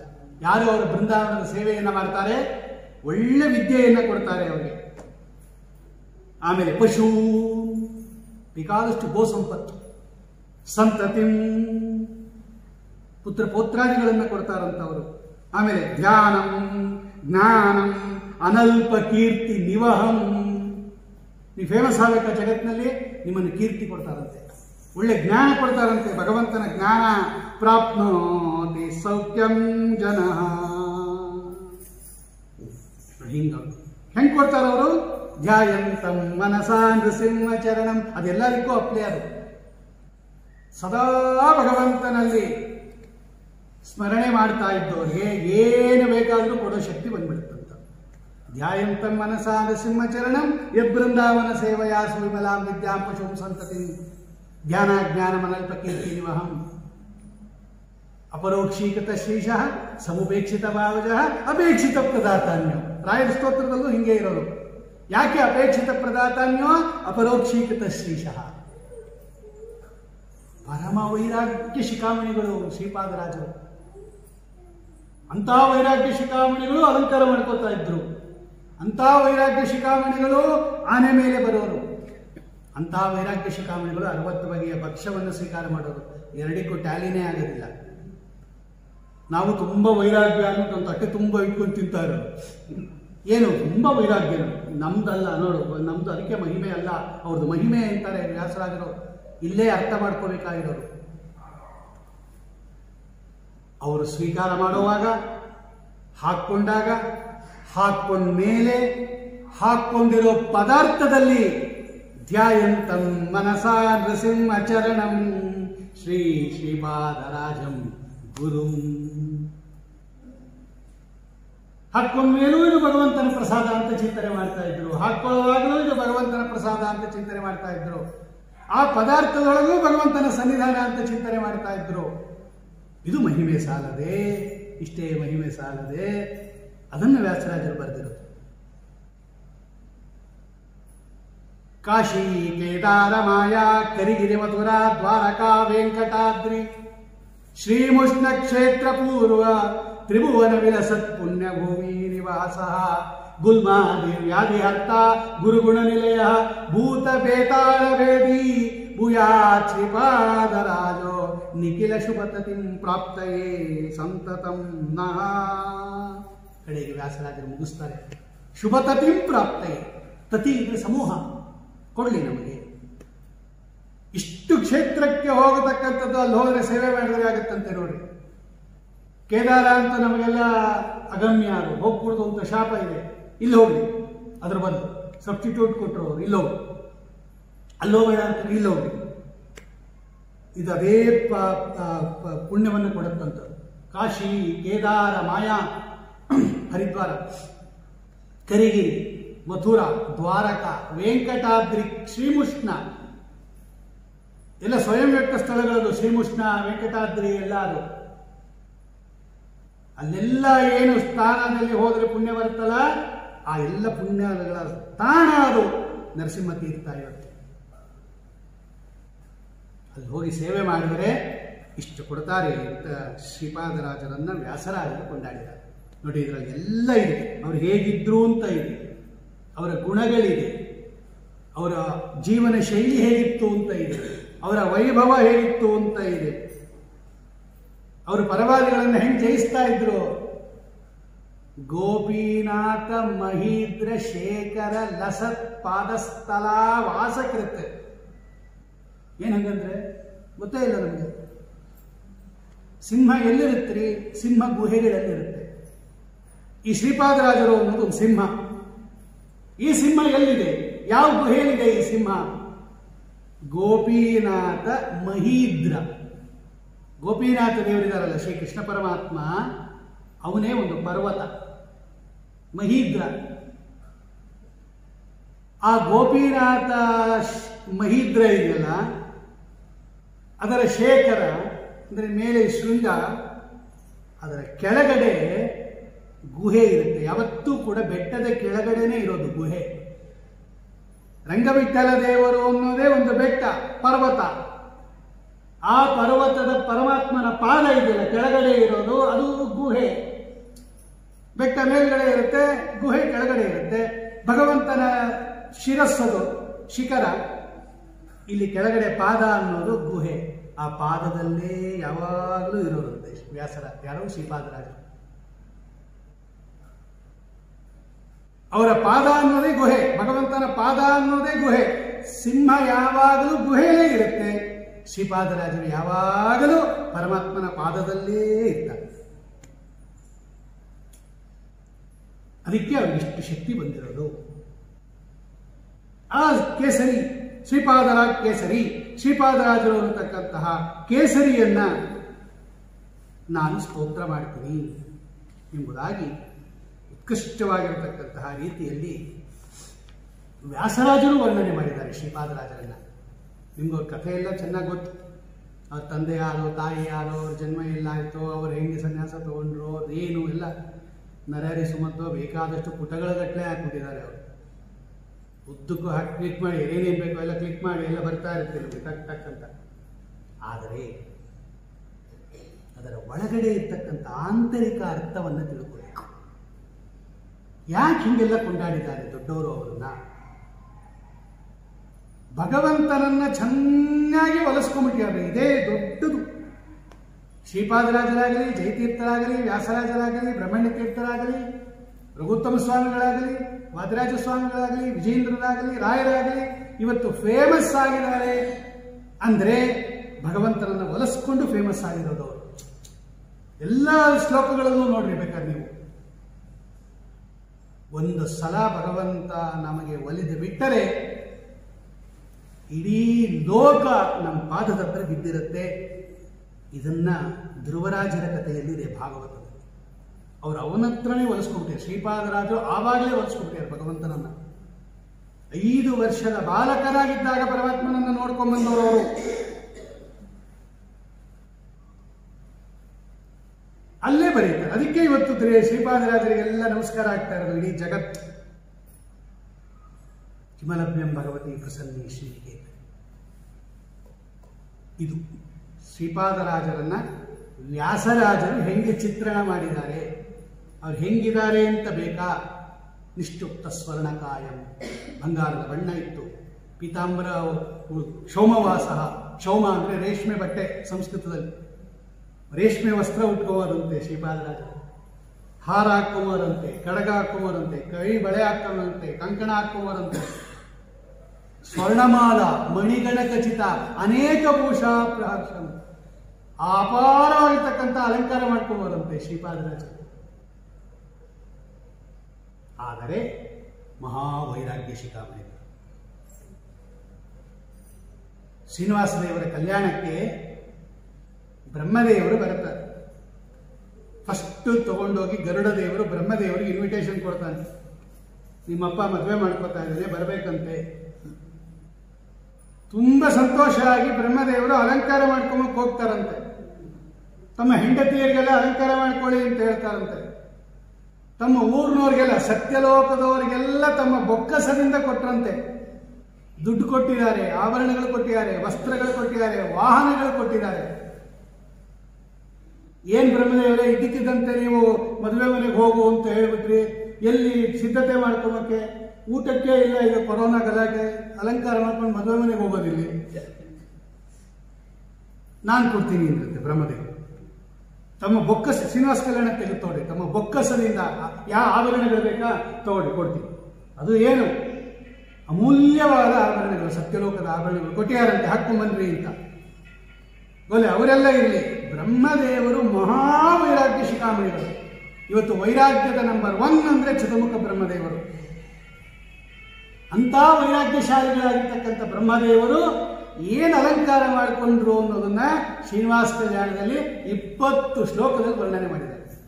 20-25 ಶ್ಲೋಕದಲ್ಲಿ ವರ್ಣನೆ ಮಾಡಿದ್ದಾರೆ. ಎಷ್ಟೆಷ್ಟು ಅಲಂಕಾರ ಮಾಡಿಕೊಂಡ್ರು.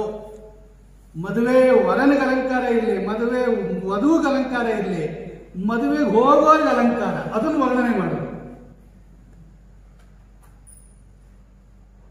ಅದೆಂಗೆ ಬ್ರಹ್ಮದೇವರು ಅಲಂಕಾರ ಮಾಡಿಕೊಂಡ್ರು, ವೈರಾಗ್ಯ ಶಿಖಾಮಣಿಗಳು ಅಂತೀರಾ, ಅಲಂಕಾರ ಮಾಡೋಣ, ಅಲ್ಲೇ ಇರೋದು ಗುಟ್ಟು, ಅಲ್ಲೇ ಇರೋದು ಗುಟ್ಟು. ಅದನ್ನೇ ಎಲ್ಲರೂ ಅನುಸರಿಸ್ಕೊಂಡು ಬಂದಿದ್ದಾರೆ ಶ್ರೀಪಾದರಾಜರ ಆದಿಯಾಗಿ.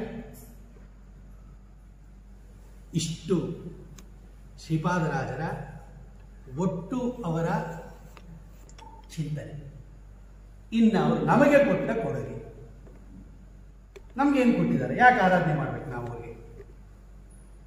ನಮ್ಗೇನಾದ್ರೂ ಉಪಕಾರ ಆದರೆ ತಾನೇ ನಾವು ಥ್ಯಾಂಕ್ಸ್ ಹೇಳೋದು. ಸುಮ್ಮನೆ ನಿಂತ್ಕೊಂಡು ಏನು ಕೆಲಸ ಇಲ್ಲ ಅಂದ್ಬಿಟ್ಟು ಹೋಗೋರು ಬರೋಗೆಲ್ಲ ಥ್ಯಾಂಕ್ಸ್ ಥ್ಯಾಂಕ್ಸ್ ಥ್ಯಾಂಕ್ಸ್ ಅಂತ ಇರ್ತೀವನಪ್ಪ ನಾವು. ಹೇಗಿದ್ರು ಬಿಲ್ಡಿಂಗ್ ಮೇಲ್ ಕಟ್ಟಿದ್ದಾರೆ ಅಂತ ಮೇಲೆ ನಿಂತ್ಕೊಂಡ್ಬಿಡೋದು, ಹೋಗ್ತಾ ಬರೋರೆಲ್ಲ ಕಾಣಿಸ್ತಾ ಇರ್ತಾರೆ. ಥ್ಯಾಂಕ್ಸ್ ಹೇಳ್ತಾ ಇದ್ದೀವಿ ನಾವು ಶ್ರೀಪಾದರಾಜರಿಗೆ. ಇದೇ ಅವರು ನಮಗೆ ಕೊಟ್ಟಿರ್ತಕ್ಕಂತಹ ಜ್ಞಾನದಾನ. ಭಗವಂತನನ್ನ ತಾವೇನು ಧ್ಯಾನ ಮಾಡ್ತಾ ಇದ್ರು, ಭಗವಂತನನ್ನ ತಾವೇನು ತಿಳ್ಕೊಂಡಿದ್ರು, ಅದನ್ನು ನಮಗೂ ಕೊಟ್ಟರು. ಕರ್ಕೊಂಬಂದಿದ್ದಾರೆ ಅಂದರೆ ಕರೆಕ್ಟಾಗಿ ಒಂದು ಕಾಡಿನ ಮಧ್ಯದಲ್ಲಿ ಕರ್ಕೊಂಬಂದಿದ್ದಾರಂತ ಅವ್ರನ್ನ. ಹಿಂಗೆ ಬನ್ನಿ ಹಿಂಗೆ ಬನ್ನಿ ಹಿಂಗೆ ಬನ್ನಿ ಅಂತ. ಶ್ರೀಪಾದರಾಜರಿಗೆ ಗೊತ್ತು ಈ ಶಿಷ್ಯರೆಲ್ಲ ಎಂಥವ್ರು ಅಂತ. ಅವರು ಭಗವಂತನ ಜೊತೆ ಸಂಪರ್ಕ ಇಟ್ಕೊಂಡಿರೋರು. ನಡೀರಿ ಎಂದರು, ನಡೀರಿ ಎಂದರು. ಸರಿಯಾಗಿ ಮಧ್ಯಾಹ್ನ ನೈವೇದ್ಯ ಮಾಡೋ ಟೈಮ್ಗೆ ಒಂದು ಗೊಂಡಾರಣ್ಯಕ್ಕೆ ಬಂದ್ಬಿಟ್ಟಿದ್ದಾರೆ, ಅರಣ್ಯಕ್ಕೆ ಬಂದ್ಬಿಟ್ಟಿದ್ದಾರೆ. ನಡ್ಕೊಂಬಂದು ನಡ್ಕೊಂಬಂದು ನಡ್ಕೊಂಬಂದು ನೀರಿಲ್ಲ, ನೆರಳಿಲ್ಲ. ಅಲ್ಲಿ 60 ಬಗೆಯ ಭಕ್ಷ್ಯ ಏನು ಬಂತು. ಒಂದು ಅವಲಕ್ಕಿ ಕಲ್ಸ್ಕೊಂಡು ತಿನ್ನೋಕ್ಕೆ ಗತಿ ಇಲ್ಲ, ಅವಾಗ ವ್ಯವಸ್ಥೆ ಇಲ್ಲ.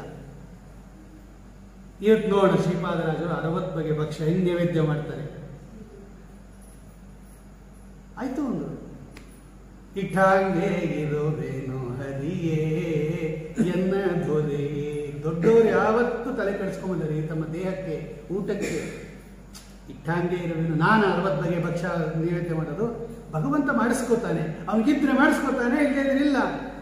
ಈ ಧೈರ್ಯ ಶ್ರೀಪಾದರಾಜರಿಗೆ. ಸ್ವಾಮಿ ನಿಂದು ಅದು, ದಿನಾಲು ಮಾಡಿಸ್ಕೊತಾ ಇದ್ದೆ, ಮಾಡಿಸ್ಕೊಂಡೆ, ಇವತ್ತು ಬೇಕಾದ್ರೆ ಮಾಡಿಸ್ಕೋತ್ಯಾ. ಅದು ಒಳಗಡೆ ಇರೋ ಮರ್ಮ ಅದು. ಸರಿ, ಎಲ್ಲ ಕೂತ್ಕೊಂಡ್ರು, ಒಂದು ಟೆಂಟ್ ಹಾಕಿದ್ರು, ಕೂತ್ಕೊಂಡ್ರು. ಅದು ಹೆಂಗೆ 60 ಬಗೆಯ ಭಕ್ಷ್ಯನ ಮಾಡ್ತಾರೆ ಅಂತ. ಬಂತು ಒಂದು ಗಾಡಿ. ಆ ಗೊಂಡಾರಣ್ಯದಲ್ಲಿ ಒಂದು ಎತ್ತಿನ ಗಾಡಿ ಬಂತು. ತುಂಬ ಬಿಟ್ಟಿದ್ದಾರೆ ಅದು ಎತ್ತರಕ್ಕೆ. ಇಳಿದ ಕೆಳಗಡೆ ಆ ವ್ಯಕ್ತಿ ಒಬ್ಬ ವೈಶ್ಯ ಶ್ರೀಪಾದರಾಜರ ಹತ್ರ ಬಂದ. ಇಲ್ಲಿ ಯಾರು ಶ್ರೀಪಾದರಾಜರು ಅಂತಿದ್ದಾರಂತೆ. ಕಾಡಿನ ಮಧ್ಯದಲ್ಲಿ ಶ್ರೀಪಾದರಾಜರಿದ್ದಾಗ ಅಲ್ಲಿ ಹುಡುಕೊಂಬಂದಿಯ ನೋಡ್ರಿ ಅವನು. ಇಲ್ಲಿ ಯಾರು ಶ್ರೀಪಾದರಾಜರು ನೋಡಿ, ಒಳಗಡೆ ಕೂತಿದ್ದಾರೆ. ಧ್ಯಾಯಂತಂ ಮನಸಾ ನೃಸಿಂಹಚರಣಂ. ಅವ್ರ ಮಠದಲ್ಲಿರಲಿ ಕಾಡಲ್ಲಿರಲಿ, ಧ್ಯಾಯಂತಂ ಮನಸಾ ನೃಸಿಂಹಚರಣಂ. ನೋಡಪ್ಪ ಇವರೇ. ನಮಸ್ಕಾರ ಮಾಡ್ದ. ಏನಪ್ಪ ಅಂದ, ನಾನು ತಿರುಪತಿಗೆ ಹೋಗಬೇಕು ಅಂತ ಈ ಎಲ್ಲ ಸಾಮಗ್ರಿಗಳನ್ನು ತಗೊಂಡು ತಿರುಪತಿ ತಿಮ್ಮಪ್ಪನಿಗೆ ಕೊಡಬೇಕು ಅಂತ ಹೊರಟಿದ್ದೆ. ಸ್ವಪ್ನದಲ್ಲಿ ತಿರುಪತಿ ತಿಮ್ಮಪ್ಪ ಬಂದು ಇದನ್ನೆಲ್ಲ ನನ್ನ ಭಕ್ತ ಒಬ್ಬ ಇದ್ದಾನೆ ಶ್ರೀಪಾದರಾಜ ಅಂತ, ಅವನು ಕೊಟ್ಟುಬಿಡು ಅಂತ ನನಗೆ ಕನಸಾಯಿತು. ನಿಮ್ಮನ್ನು ಹುಡುಕೊಂಡು ಬಂದಿದ್ದೀನಿ, ತಗೊಳ್ರಿ, ಎಲ್ಲ ಇದೆ. ಒಂದು ಗಾಡಿ ತುಂಬ ಏನೇನು ಪದಾರ್ಥ ಬೇಕು ಎಲ್ಲ ಇದೆ. ವಾದಿರಾಜರು ವಿಜೇಂದ್ರ ಸ್ವಾಮಿಗಳು ಬರೆದಿದ್ದಾರೆ ಅವರ ಶ್ಲೋಕದಲ್ಲಿ. ಇದೇನು ಸುಮ್ಮನೆ ಕಥೆ ಅಂತ ತಿಳ್ಕೊಂಡ್ಬಿಡ್ಬೇಡ್ರಿ, ಅವ್ರು ಬರೆದಿದ್ದಾರೆ. ಸರಿ, ಇಳಿಸ್ಕೊಡ್ರಿ. ಆಯ್ತಪ್ಪ ನೋಡಿ, ಅವಾಗಲೂ ಅಷ್ಟೇ. ಧ್ಯಾಯಂತಂ ಮನಸಾ ನೃಸಿಂಹಚರಣಂ. ಏನೂ ಇಲ್ಲ ಅಂದಾಗ ಏನು ಶ್ರೀಪಾದರಾಜರು ಅಳ್ತಾ ಕೂತ್ಕೊಳ್ಳಿಲ್ಲ. ಒಂದು ಗಾಡಿ ತುಂಬ ಸಾಮಾನು ಬಂದಿದೆ ಅಂದಾಗ ಖುಷಿನೂ ಪಡಲಿಲ್ಲ ಅವರು. ಇದನ್ನೇ ಭಗವಂತ ಹೇಳೋದು, ಸ್ಥಿತ ಪ್ರಜ್ಞ ಸಕಾಭಾಷಾ. ಅಪರೋಕ್ಷ ಜ್ಞಾನಿಗಳು ಹೆಂಗಿರ್ತಾರೆ ಅಂತ ಕೃಷ್ಣನನ್ನ ಕೇಳ್ತಾನೆ ಅರ್ಜುನ. ದುಃಖೇಶು ಅಸಂದಿಗ್ಧಮನಃ, ಸುಖೇಶು ವಿಗತ ಸ್ಪೃಹಃ, ವೀತರಾಗ ಭಯಕ್ರೋಧ ಸ್ಥಿತಧೀಹಿ ಮುನಿರುಚ್ಯತೆ. ಭಗವಂತ ಬಂದೆಯನ್ನು ಭಗವದ್ಗೀತೆ ತೆಗೆದು ನೋಡಿ. ದುಃಖೇಶು ಅನುದ್ವಿಗ್ನ ಮನಃ, ಸುಖೇಶು ವಿಗತ ಸ್ಪೃಹ, ವೀತರಾಗ ಭಯಕ್ರೋಧ. ಅವನಿಗೆ ಭಯ ಇರಲ್ಲ, ಕೋಪ ಇರಲ್ಲ, ಆಸೆ ಇರಲ್ಲ. ಯಾವಾಗಲೂ ಒಂದೇ ತರ ಇರುತ್ತಂತೆ. ಎಂಥ ಸರ್ಕಮ್ಸ್ಟೆನ್ಸಸ್ ಬರಲಿ, ಸ್ಥಿತಧೀಹಿ ಮುನಿರುಚ್ಯತೆ. ಭಗವಂತ ಹೇಳ್ತಾನೆ. ಇದೇ ಶ್ರೀಪಾದರಾಜ ಮುನಿ. ಇವ್ರನ್ನೇ ಮುನಿ ಅಂತ ಕರೀತೀವಿ ನಾವು. 10 ನಿಮಿಷ ಲೇಟ್ ಆಗೋದ್ರೆ ಎಲೆ ಹಾಕೋದು, ಫೋನ್ ಮಾಡ್ಬಿಡ್ತಾರೆ. 12 ಗಂಟೆಗೆ ಅಂತ ಹೇಳಿದ್ರೆ 1 ಗಂಟೆ ಗೊತ್ತಾಯ್ತು. ಎಲೆ ಹಾಕಿ ಪ್ಲೇಟ್ ಆದರೆ ಶಂಕ ಹೊಡಿತೀವಿ ನಾವು. ಏನೂ ಇಲ್ಲ ರೀ ಅವತ್ತು ಪದಾರ್ಥ ಇವತ್ತು ಏನೂ ಇಲ್ಲ. ಆಮೇಲೆ ಅಡುಗೆ ಆಗಬೇಕು, ದೇವ್ರ ಪೂಜೆ ಆಗಬೇಕು, ದೇವ್ರ ನೈವೇದ್ಯ ಆಗಬೇಕು. ಹಾಗೆ ಮಹಿಮೆ ಸಾಲದೆ ಇಷ್ಟೇ ಮಹಿಮೆ ಸಾಲ. ಅಲ್ಲಿ ಕನೆಕ್ಷನ್ ಅದು. ಆ ಮೂಲೆ ನುಡಿ ಅಂತ ತಿಳ್ಕೊಂಡ್ಬೇಡ್ರಿ. ಅವ್ರು ಇಡೀ ಚರಿತ್ರೆ ಎಲ್ಲ ಸೇರಿಸಿ ಬರ್ತಿರೋದವರು. ಆಯ್ತು ಅಂದ್ರು, ಇಳಿಸಿದ್ರು. ಆ ಗಾಡಿಯಲ್ಲಿ ಸಮಸ್ತ ಪದಾರ್ಥ ಇದೆ. 60 ಬಗೆಯ ಭಕ್ಷ್ಯ ಮಾಡ್ಬೇಕಾದ್ರೆ ಏನೇನು ಬೇಕು, ಬಾಳೆ ಎಲೆಯಿಂದ ಹಿಡಿದು ಎಲ್ಲ ಇದೆ ಅಂತ ಪದಾರ್ಥ. ಆ ಗೊಂಡಾರಣ್ಯದಲ್ಲೂ ಕೂಡ 60 ಬಗೆಯ ಭಕ್ಷ್ಯವನ್ನ ಮಾಡಿಸಿ ಗೋಪಿನಾಥ ದೇವರಿಗೆ ನೈವೇದ್ಯ ಮಾಡಿರ್ತಕ್ಕಂಥ ಭೂಪರು ಇವತ್ತಿನ ಗುರುಗಳಾಗಿರ್ತಕ್ಕಂಥ ಶ್ರೀಪಾದರಾಜ. ಯಾಕೆ? ಧ್ಯಾಯಂತಂ ಮನಸಾ ನೃಸಿಂಹ ಚರಣಂ ಪ್ರತಿಜಾನಿ ಕೌಂತೆಯ ನಮೇ ಭಕ್ತ ಪ್ರಣಶ್ಯತಿ ಅಂತಾನೆ ಭಗವದ್ಗೀತೆಯಲ್ಲಿ. ಅರ್ಜುನ, ನಿಂಗೆ ಪ್ರಾಮಿಸ್ ಮಾಡಿ ಹೇಳ್ತಾ ಇದ್ದೀನಿ, ನನ್ನ ಭಕ್ತ ಹಾಳಾಗಕ್ಕೆ ನಾ ಬಿಡಲ್ಲ ಅಂತಾನೆ ಭಗವಂತ ಅರ್ಜುನನಿಗೆ. ಪ್ರತಿಜಾನಿ ಕೌಂತೆಯ ನಮೇ ಭಕ್ತ ಪ್ರಣಶ್ಯತಿ. ನಾನು ಅವನ ಕೈ ಬಿಡೋದಿಲ್ಲ. ಯಾಕೆ? ಅವನು ನನ್ನನ್ನು ಬಿಡೋದಿಲ್ಲ ಅಂತಾನೆ ಭಗವಂತ. ಎಂಥ ಆಪತ್ಕಾಲದಲ್ಲೂ ಅವನು ನನ್ನ ಸ್ಮರಣೆ ಬಿಡಲ್ಲ. ಅದಕ್ಕೆ ಎಂಥ ಆಪತ್ಕಾಲದಲ್ಲೂ ನಾನು ಅವನನ್ನು ಬಿಡೋದಿಲ್ಲ. ಎಲ್ಲ ಭಗವದ್ಗೀತೆಯ ಸಾರ ಶ್ರೀಪಾದರಾಜರ ಚರಿತ್ರೆ. ನಾವು ಇದನ್ನೆಲ್ಲ ಅರ್ಥ ಮಾಡ್ಕೋಬೇಕು. ಜೀವನದಲ್ಲಿ ನಾವು ಹಿಂಗಿರ್ಬೇಕು. ಏನೋ ಒಂದು ಆಭರಣ ಹಾಕ್ಕೊಂಡ್ವಿ, ಅದು ಒಳಗಡೆ ಇರ್ತಕ್ಕಂಥ ಭಗವಂತನಿಗೆ ಅಲಂಕಾರ. ಅದು ಭಗವಂತ ಕೊಟ್ಟದ್ದು, ಅದು ಅವನ ಅನುಗ್ರಹ. ಅದು ಇವತ್ತು ಕೊಟ್ಟಿರ್ತಾನೆ, ನಾಳೆ ಕಿತ್ಕೊಂಡ್ಬಿಡ್ತಾನೆ. ಹೋದಾಗಲೂ ಹಂಗೆ ಇರ್ಬೇಕಂತೆ. ಊಟ ಎಲ್ಲ ಬಿಟ್ಟು ಅಳಕ್ ಶುರು ಮಾಡ್ಬಿಡ್ತೀವಿ. ನರಯಾನ ದೋಳ್ಕ್ಷಣ ನರವರ ನಿಲ್ಲಿಸುವಿ, ವರಛತ್ರ ಚಾಮರ ಹಾಕಿಸುವಿ. ನರಹರಿ ನಿನ್ನಯ ಕರುಣೆ ತಪ್ಪಿದ ಬಳಿಕ ಚರಣಾಭರಣ ಪಾದರಕ್ಷೆ ದೊರೆಯಾದೋ. ಇಟ್ಟಾಂಗೆ ಇರುವೇನೋ ಹರಿಯೇ ಎನ್ನ ದೊರೆಯೇ. ಪಲ್ಲಕ್ಕಿಯಲ್ಲಿ ಕೂಡಿಸಿ ಮೆರವಣಿಗೆ ಮಾಡ್ತೀರ. ನರಯಾನ ಅಂದ್ರೆ ಏನು? ಪಲ್ಲಕ್ಕಿ. ಒಂದು ದಿವಸ ಪಲ್ಲಕ್ಕಿಯಲ್ಲಿ ಕೂಡಿಸಿ ಮೆರವಣಿಗೆ ಮಾಡ್ತೀಯ ನೀನು. ಒಂದು ದಿವಸ ಚಪ್ಪಲಿ ಇಲ್ಲದೆ ಬರೀ ಕಾಲಲ್ಲಿ ನಡೆಸ್ತೀಯ. ಮಿಂಚಿನಂಚಿನ ಶಾಲು ಕುದಿಸುವೆಯೋ. ಸೊಂಪೀಲಿ ಪೊಳೆವ ಪೀತಾಂಬರ ಮುಡಿಸುವಿ, ಮಿಂಚಿನಂಚಿನ ಶಾಲು ಹೊದಿಸುವೆಯೋ. ಕಪಿಲಹರೇ ನಿನ್ನ ಕೃಪೆ ತಪ್ಪಿದ ಮೇಲೆ ಕೌಪಿನ ದೊರೆಯದೋ. ಇಟ್ಟಂಗೆ ಇರುವೇನೋ ಹರಿಯೇ ಎನ್ನ ದೊರೆಯೇ. ಕೌಪಿನ ಸೀರೆ ಮಾಡ್ಬಿಡ್ತೀಯ, ರೇಷ್ಮೆ ಬಟ್ಟೆ ಹೊದಿಸ್ತೀಯ. ಅವತ್ತು ಹಂಗೆ ಹೊದಿಸ್ತೀವಿ, ಇವತ್ತು ಹಿಂಗಿದ್ದೀನಿ, ಇಟ್ಟಂಗೆ ಇರುವೇನೋ ಹರಿಯೇ. ಆದರೆ ಒಂದು ಗಂಗಾ ಜನಕ ಪಾಂಡುರಂಗ ನಿನ್ನ ಭಕ್ತರ ಸಂಘವಿರಲಿ, ದುಷ್ಟ ಸಂಘ ಬೇಡ. ಅಂಗನೆಯರ ಕೂಡಿ ಅನಂಗ ಬಾಣಕ್ಕೆ ಸಿಲುಕಿ ಭಂಗ ಪಡಲಾರೇನೋ ರಂಗ ವಿಠಲ ದೊರೆಯೇ. ಇಠಾಂಗೆ ಇರು. ಇದೊಂದು ಮಾತ್ರ ಕೇಳ್ಕೊತಾರೆ. ಸಜ್ಜನರ ಗುಂಪಿನಲ್ಲಿ ಇಟ್ಬಿಡು ನನಗೆ. ಉತ್ತಮರ ಸಂಘ ಎನಗಿತ್ತು ಸಲಹೋ. ಅವರೇ ಬರ್ತಿರೋದು. ಎಂಥ ದೇವರ ನಾಮಗಳಿದೆಲ್ಲ. ಇದು ಕಪಿಲರೂಪಿ ಪರಮಾತ್ಮ ದೇವಹೂತಿ ದೇವಿಗೆ ಹೇಳೋದು. ಸಜ್ಜನರ ಸಹವಾಸದಲ್ಲಿರ್ಬೇಕಮ್ಮ ಅಂದ. ಸಜ್ಜನರ ಸಹವಾಸ ಕೊಡು ಅಂದ್ರು ಶ್ರೀಪಾದರಾಜರು. ಉತ್ತಮರ ಸಂಘ ಏನಾಗಿತ್ತು ಸಲಹೋ. ನಾನು ಹುಡುಕೊಂಡು ಹೋಗ್ತೇನೆ. ನಮಗೆ ಸಿಗೋರೆಲ್ಲ ದುಷ್ಟ ಜನರೇ ಸಿಗೋದು. ನಾ ಪ್ರಯತ್ನ ಪಡ್ತೀನಿ, ಆದ್ರೆ ನೀನು ಕಳಿಸ್ಬೇಕು.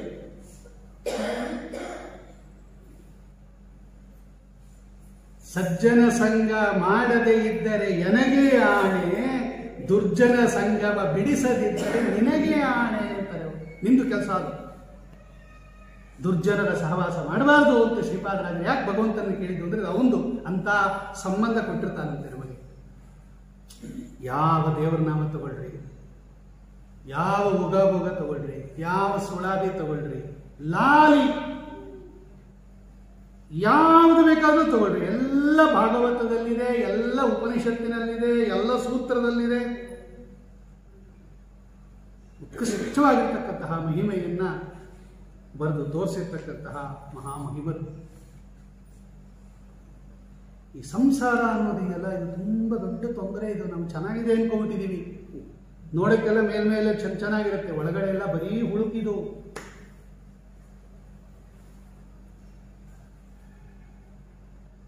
ಭಾಗವತ ಪಂಚಮ ಸ್ಕಂದದಲ್ಲಿ ರಘುಗುಣ ಮಹಾರಾಜರಿಗೆ ಜಡಭರತರು ಉಪದೇಶ ಮಾಡ್ತಾರೆ. ಈ ಸಂಸಾರ ಹೆಂಗಿದೆ, ಈ ಸಂಸಾರವನ್ನ ಘೋರ ಅರಣ್ಯಕ್ಕೆ ಹೋಲಿಸಿದ್ದಾರೆ ಭಾಗವತದಲ್ಲಿ ವೇದವ್ಯಾಸದೇವರು. ಗೊಂಡಾರಣ್ಯ ಇದು, ಅಲ್ಲಿ ಹೆಂಗೆ ಕಳ್ಳರಿರ್ತಾರೆ, ಅಲ್ಲಿ ಹೆಂಗೆ ದಾರಿ ತಪ್ಪಿಸ್ತಾರೆ, ಅಲ್ಲಿ ಹೆಂಗೆ ಕಳ್ಳರು ನಮ್ಮನ್ನ ಲೂಟಿ ಮಾಡ್ತಾರೆ, ಇಲ್ಲೂ ಇದ್ದಾರೆ ಈ ಸಂಸಾರದಲ್ಲಿ. ನಮ್ಮ ದಾರಿ ತಪ್ಪಿಸೋರು ಇದ್ದಾರೆ, ಲೂಟಿ ಮಾಡೋರು ಇದ್ದಾರೆ.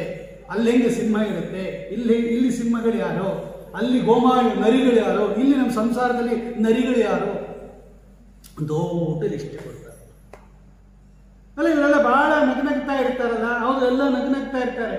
ಉಂಟಾದ ಕಾಲಕ್ಕೆ ನೆಂಟರು ಇಷ್ಟರು ಬಂಟಾರಾಗಿ ಬಂದು ಬಗಿಲ ಕಾಯುವರು. ಉಂಟಾದ ಧನವೆಲ್ಲ ಕುಂಠಿತವಾದರೆ ಒಂಟೆಯಂತೆ ಕತ್ತ ಮೇಲಕ್ಕೆ ಎತ್ತುವರು. ಕಾಡ ಬೆಳದಿಂಗಳು ಈ ಸಂಸಾರ ಕತ್ತಲೆ ಬೆಳದಿಂಗಳು. ವಸ್ತುತಸ್ತು ಅದು ಕತ್ಲೆನೇ, ಅದು ಬೆಳದಿಂಗಳ ತರ ಕಾಣುತ್ತೆ ಮೇಲೆ ಚಮ್ ಚಮ್ ಜಮ್ ಅಂತ. ಈ ನಾಟಕ ಮಾಡ್ತವ್ರಿದ್ದಂಗೆ ರಂಗಸ್ಥಳ ನೋಡಿದ್ರೆ ಏನು ಅಟ್ರಾಕ್ಷನ್, ಏನು ಲೈಟ್ಗಳೇನು ಜಮ್ ಜಮ್ ಜಮ್ ಅಂತ. ಹಿಂದ್ಗಡೆ ಹೋಗಿ ನೋಡ್ರಿ, ಅರ್ಕಲ್ ಬಟ್ಟೆ ಹಾಕೊಂಡು ಕೂತಿರ್ತಾವೆ ನಾವು. ಏನಪ್ಪಾ ಮಹಾರಾಜನ ಡ್ರೆಸ್ ಅಷ್ಟೇ ಅದು. ಅವರೇ ಬರೀತಾರೆ, ಶ್ರೀಪಾದರಾಜರೇ ಬರೀತಾರೆ ನೋಡ್ರಿ. ಅವರು ನಾ ಬರೆದಿದ್ದಲ್ಲ, ಅವರು ಏನು ಸುಂದರವಾಗಿ ಬರೆದಿದ್ದಾರೆ ಅವರು. 3 ದಿನದ ಬಾಳು ಚಣ ಜಣವು. ಇರೋ 3 ದಿವಸ ಏನ್ ಜಮ್ ಅಂತ ಇದ್ದು ಬಿಡ್ತೀವಿ ನಾವು. ಭಗವಂತ ಆಮೇಲೆ ಏನಾದರೂ ತನ್ನ ಅನುಗ್ರಹ ತಕ್ಕೊಂಬಿಟ್ಟ ಅಂತ ಹೇಳಿದ್ರೆ ಮುಗಿದೋಯ್ತು ನಮ್ಮ ಕಥೆ. ಅದು ಏರುವ ದಂಡಿಗೆ 100 ಮಂದಿಯು 3 ದಿನದ ಭಾಗ್ಯ ಜನ ಜನವು. 100,000 ದಂಡವ ತೆತ್ತರೆ ರಂಗ ವಿಠಲನೇ ಸರಿಯಂಬೋರಯ್ಯ. ಕಾಡ ಬೆಳದಿಂಗಳು ಈ ಸಂಸಾರ ಕತ್ತಲೆ ಬೆಳದಿಂಗಳು. ಕಾಡಲ್ಲಿ ಬೆಳದಿಂಗಳು ಬಂದ್ರೆ ಏನ್ ಸುಖ ಇರುತ್ತೆ? ಮಹಾಭಯ. ಕಾಡು ಕಳ್ಳ ಬರ್ತಾನ, ಸಿಂಹ ಬರ್ತಾನ, ನಾಯಿ ಬರುತ್ತಾ, ಹುಲಿ ಬರುತ್ತಾ ಅಂತ ಹೆದರ್ಕೊಂಡು ಬೆಳದಿಂಗಳಿದೆ ಎಷ್ಟು ಚೆನ್ನಾಗಿದೆ ನೋಡ್ರಿ ಅಂದ್ರೆ ಏನು? ಕಾಡಲ್ಲಿ ಬೆಳದಿಂಗಳಲ್ಲ, ಉದ್ಯಾನವನದಲ್ಲಿ ಬೆಳದಿಂಗಳಿರಬೇಕು. ಈ ಸಂಸಾರ ಕಾಡಿದ್ದಂಗೆ ಇದು. ನಿಮ್ಗೆ ಗೊತ್ತಿಲ್ಲ, ಬಹಳ ದೊಡ್ಡ ಗೊಂಡಾರಣ್ಯ ಅಂತಾರೆ ಅವರು. ಇದನ್ನೆಲ್ಲ ನಾವು ಗಮನಿಸಿದಾಗ ಶ್ರೀಪಾದರಾಜರ ಚಿಂತನೆ ಹೆಂಗಿತ್ತು. ಭಾಗವತದ್ದೇ ಇದು ನೇರ ತರ್ಜಮೆ ಕನ್ನಡದಲ್ಲಿ ಕೊಟ್ಟರು. ಇದೊಂದು ದೊಡ್ಡ ಕೊಡುಗೆ ನೋಡಿ. ಶ್ರೀಪಾದರಾಜರು ಅವರಿಗೆ ಸವ್ಯಸಾಚಿ ಅಂತ ಕರೀತಾರೆ. ಚೆನ್ನಾಗಿ ಅಧ್ಯಯನ ಮಾಡಿದ್ರು ಭಾಗವತವನ್ನ. ಅವರು ಅಧ್ಯಯನ ಮಾಡಿ ಅವರು ಉದ್ಧಾರ ಆಗಿದ್ದಷ್ಟೇ ಅಲ್ಲ, ಆ ಭಾಗವತದ ಎಲ್ಲ ವಿಷಯಗಳನ್ನ ತಿಳಿಯಾದ ಕನ್ನಡದಲ್ಲಿ 600 ವರ್ಷಗಳ ಹಿಂದೆನೇ ಶುದ್ಧವಾದ ಕನ್ನಡದಲ್ಲಿ ಅದೇ ಭಾಗವತದ ವಿಷಯಗಳನ್ನ ನಮಗೆ ಕೊಟ್ಟಿದ್ದಾರೆ ಅವರು. ಇದು ನಮಗೆ ಮಾಡಿರ್ತಕ್ಕಂಥದ್ದು. ಅರ್ಥ ಆಗಲ್ಲಪ್ಪ ಅಂತ ನಿಮಗೆ ಸಂಸ್ಕೃತ ಅರ್ಥ ಆಗಲ್ಲ, ನ್ಯಾಯಾಮೃತ, ತರ್ಕತಾಂಡವ, ಚಂದ್ರಿಕಾ ಎಲ್ಲ ಅರ್ಥ ಆಗಲ್ಲ ಅಲ್ವಾ? ನಾನು ಹೇಳ್ತೀನಿ, ಭಗವಂತನ ಸರ್ವೋತ್ತಮತ್ವ ಇಡೀ ಎಲ್ಲ ಗ್ರಂಥದಲ್ಲಿ ಹೇಳಿರೋದು ಭಗವಂತನ ಸರ್ವೋತ್ತಮತ್ವ. ಆಚಾರ್ಯರು ಬರೀತಾರೆ, ಸಕಲ ವೇದಗಳಿಗೆ ಭಗವಂತನ ಸರ್ವೋತ್ತಮತ್ವವನ್ನು ಹೇಳುವುದರಲ್ಲೇ ಮಹಾ ತಾತ್ಪರ್ಯ, ಬೇರೆ ಯಾವುದಲ್ಲ. ನಮ್ಗೇನು ಅರ್ಥ ಆಯಿತು? ನಡೆಯುವರೆಲ್ಲ ಬರೀತಾರೆ. ಏನೇನು ಶ್ರೀಪಾದರಾಜರು ಬರೆದಿದ್ದಾರೆ ಅದೆಲ್ಲವನ್ನೂ ಕೂಡ ಉತ್ಕೃಷ್ಟವಾಗಿರ್ತಕ್ಕಂತಹ ರೀತಿಯಲ್ಲಿ ಅನುಗ್ರಹವನ್ನು ಮಾಡಿದ್ದಾರೆ ಎಂತಕ್ಕಂತಹ ಚಿಂತನೆಯನ್ನು ಮಾಡುತ್ತಾ, ಕಡೆಗೆ ಏನು ಬರೆದರೂ ಕೂಡ ಸನ್ಯಾಸಿಗಳು ಅದು ಭಗವತ್ಪರವಾಗಿರಬೇಕು ಅಂತ ಶ್ರೀಮದಾಚಾರ್ಯರ ವಾಣಿ. ಒಬ್ಬ ಸನ್ಯಾಸಿ ಏನಾದರೂ ಬರೆದ ಅಂತ ಹೇಳಿದ್ರೆ ಅದು ಭಗವಂತನ ಪಾರಮ್ಯದಲ್ಲೇ ಕೊನೆಗಾಣಬೇಕು, ಭಗವಂತನ ಸರ್ವೋತ್ತಮತ್ವದಲ್ಲೇ ಕೊನೆಗಾಣಬೇಕು ಅಂತಕ್ಕಂತಹ ದೃಷ್ಟಿ ಇರೋದರಿಂದ ಶ್ರೀಪಾದರಾಜರು ಏನೇನು ಬರೆದಿದ್ರೂ ಕೂಡ ಅದೆಲ್ಲವೂ ಕೂಡ ಭಗವಂತನ ಪಾದಾರವಿಂದಗಳಲ್ಲಿ ಸಮರ್ಪಣೆ ಮಾಡಿದ್ದಾರೆ ಅಂತಕ್ಕಂತಹ ದೃಷ್ಟಿಯಿಂದ ಅವರು ಬರೆದಿರ್ತಕ್ಕಂತಹ ಮಧ್ವನಾಮ ಆಗಿರ್ಬೋದು, ಅವ್ರು ಬರೆದಿರ್ತಕ್ಕಂತಹ ಲಕ್ಷ್ಮೀ ನರಸಿಂಹ ಪ್ರಾದುರ್ಭಾವ ದಂಡಕ ಅಂತ ಏನು ಸುಂದರವಾಗಿ ಬರೀತಾರೆ ನೋಡಿ. ಭಾಗವತದಲ್ಲಿ ಹೆಂಗಿದೆ ಹಂಗೇ ಬರ್ತಾರೆ ಶ್ರೀಪಾದರಾಜ. ಅದು ಎರಡೂ ಗೊತ್ತಿರಬೇಕು ಅವ್ರಿಗೆ, ಭಾಗವತನೂ ಗೊತ್ತಿರಬೇಕು, ಶ್ರೀಪಾದರಾಜರ ಈ ಉತ್ಕೃಷ್ಟವಾಗಿರ್ತಕ್ಕಂತಹ ದಂಡಕ ಲಕ್ಷ್ಮೀ ನರಸಿಂಹ ಪ್ರಾದುರ್ಭಾವ ದಂಡಕನೂ ಗೊತ್ತಿರಬೇಕು ನೋಡಿ. ಅವ್ರು ಬರೀತಾರೆ, ಒಂದೇ ಒಂದು ತೋರಿಸ್ಬಿಡ್ತೀನಿ. ಅದು ಸತ್ಯಂ ವಿಧಾತುಂ ನಿಜವೃತ್ಯ ಭಾಷಿತಂ ವ್ಯಾಪ್ತಿಂಚ ಭೂತೇಶು ಅಖಿಲೇಶು ಚಾತ್ಮನಃ ಅದೃಶ್ಯತ ಅತ್ಯದ್ಭುತ ರೂಪಮುದ್ವಹಂ ಸ್ತಂಭೇ ಸಭಾಯಂ ನ ಮೃಗಂ ನ ಮಾನುಷಂ. ಇದು ಭಾಗವತ ಶ್ಲೋಕ. ಅವ್ರು ಬರೀತಾರೆ ಶ್ರೀಪಾದರಾಜರು, ಭೂತ ಬೇತಾಳಿಕಾ ತಂಡಗಳ್ ಶಾಕಿನಿ ಡಾಕಿನಿ ದಂಡುಗಳ್ ಅಂಜಿ ಬೆಂಡಾದವು ಸ್ತಂಭದ ವೇಳೆ ಪಟ್ ಪಟ್ ಪಟಾ ಒಂದು ಸೀಳಿತ ಲೇಲಿಹಾನೋಜ್ವಲ ಜ್ವಾಲೆಗಳ್ ಮಾಲೆಗಳ್ ತುಂಬಿ ಕಾಳ್ಗಿಚ್ಚಗಳ್ ಚಂದದಿ ಜಂತು ಸಂಘಕ್ಕೆ ಸಂತಾಪಗೈಸೆ ಬಿಟಾಗಾರನ್ ಬೀಸೈದೇವುದೋ ಭೂತ ಉದ್ಭವವಾಗಿಪ್ಪೋದೆಂದಾಗ ಮೂರ್ಲೋಕವೆಲ್ಲ ಸಮುಲ್ಲೋಕವಾಗಿರುವುದ ವೇಳೆ ತತ್ ಅದ್ಭುತವಾಗ್ ನೋಡಿ, ಅದು ತತ್ ಅದ್ಭುತವಾಗ್ ಸತ್ಯವ ಮಾಡೆಂಬೇಕಾಗಿ ಸರ್ವತ್ರ ತಾನ್ ತನ್ನ ವ್ಯಾಪ್ತತವಂ ಪತ್ಯವಾಗಿದಪ್ಪೋಲ್ ಅದ್ಭುತಾಕಾರ ಪೊತ್ತ ಜಗದ್ವರ್ಷ ತಾನೊಂದೇ ಸಿಂಹಾಕೃತಿಯಾಗದೆ ಮರ್ತ್ಯ ಮೂರ್ತಿಯಾಗದೆ ನ ಸಿಂಹ ನ ನರಹ ನ ಸಿಂಹ ನ ನರಹ ನ ಸಿಂಹ. ಭಾಗವತಲ್ಲಿ ಹಂಗೆ ಇರೋದು. ಅವನು ಪೂರ್ತಿ ಸಿಂಹನೂ ಅಲ್ಲ, ಪೂರ್ತಿ ನರನೂ ಅಲ್ಲ, ನರಸಿಂಹ. ನೋಡಿ ಶ್ರೀಪಾದರಾಜರು ತರ್ಜನೆ ಮಾಡ್ತಾರೆ, ತಾನೊಂದೇ ಸಿಂಹಾಕೃತಿಯಾಗದೆ ಮರ್ತ್ಯ ಮೂರ್ತಿಯಾಗದೆ ತತ್ಸಂಭಾಸ್ತಂಭದೋ ಡಿಂಬ ಸಂಭಾವನಕ್ಕಾಗಿ ಭೂತನಾದಂ ದಿತಿಪುತ್ರನ ರೂಪಮಂ ಕಂಡಿದೇನೋ ಮಹಾಚಿತ್ರವಾಗಿಪ್ಪುದೆ ಸಿಂಹದಂತಲ್ಲದೆ ಮರ್ತ್ಯನಂತಲ್ಲದೆ ಯಾವುದೀ ಭೂತವೆಂದೆಂದು ಮೀಮಾಂಸಾ ಮಾಡಿ ಜಗತ್ಸ್ವಾಮಿ ತಾನಾಗಲೇ. ನೋಡಿ, ನೇರ ಸಪ್ತಮ ಸ್ಕಂದದ ಪಿನ್ ಟು ಪಿನ್ ಟ್ರಾನ್ಸ್ಲೇಷನ್ ಎಷ್ಟು ಸುಂದರವಾಗಿ ಸತ್ಯವಾಕ್. ಅದು ಜ್ಞಾನಿಗಳು ಹೇಳ್ತಾ ಇರ್ತಕ್ಕಂಥದ್ದು. ಸತ್ಯವಾಗ್ ಸತ್ಯ ಮಾಡಲು, ಜ್ಞಾನಿಗಳವಾಗ ಸತ್ಯ ಮಾಡಲು. ಸತ್ಯಂ ವಿಧಾತು ನಿಜ ವೃತ್ಯ ಭಾಷೆ. ಶ್ರೀಪಾದರಾಜರಿಗೆ ಅಷ್ಟು ಕರತಲಾಮಲಕ ಆಗೋಗಿತ್ತು ವಿದ್ಯೆ. ಇಂತಹ ಸುಂದರಾತಿ ಸುಂದರವಾಗಿರ್ತಕ್ಕಂತಹ ದೇವರ ನಾಮಗಳನ್ನೆಲ್ಲ ಬರ್ಕೊಟ್ಟು ನಿಮ್ಗೆ ಏನು ಬೇಕು ಲಾಲಿ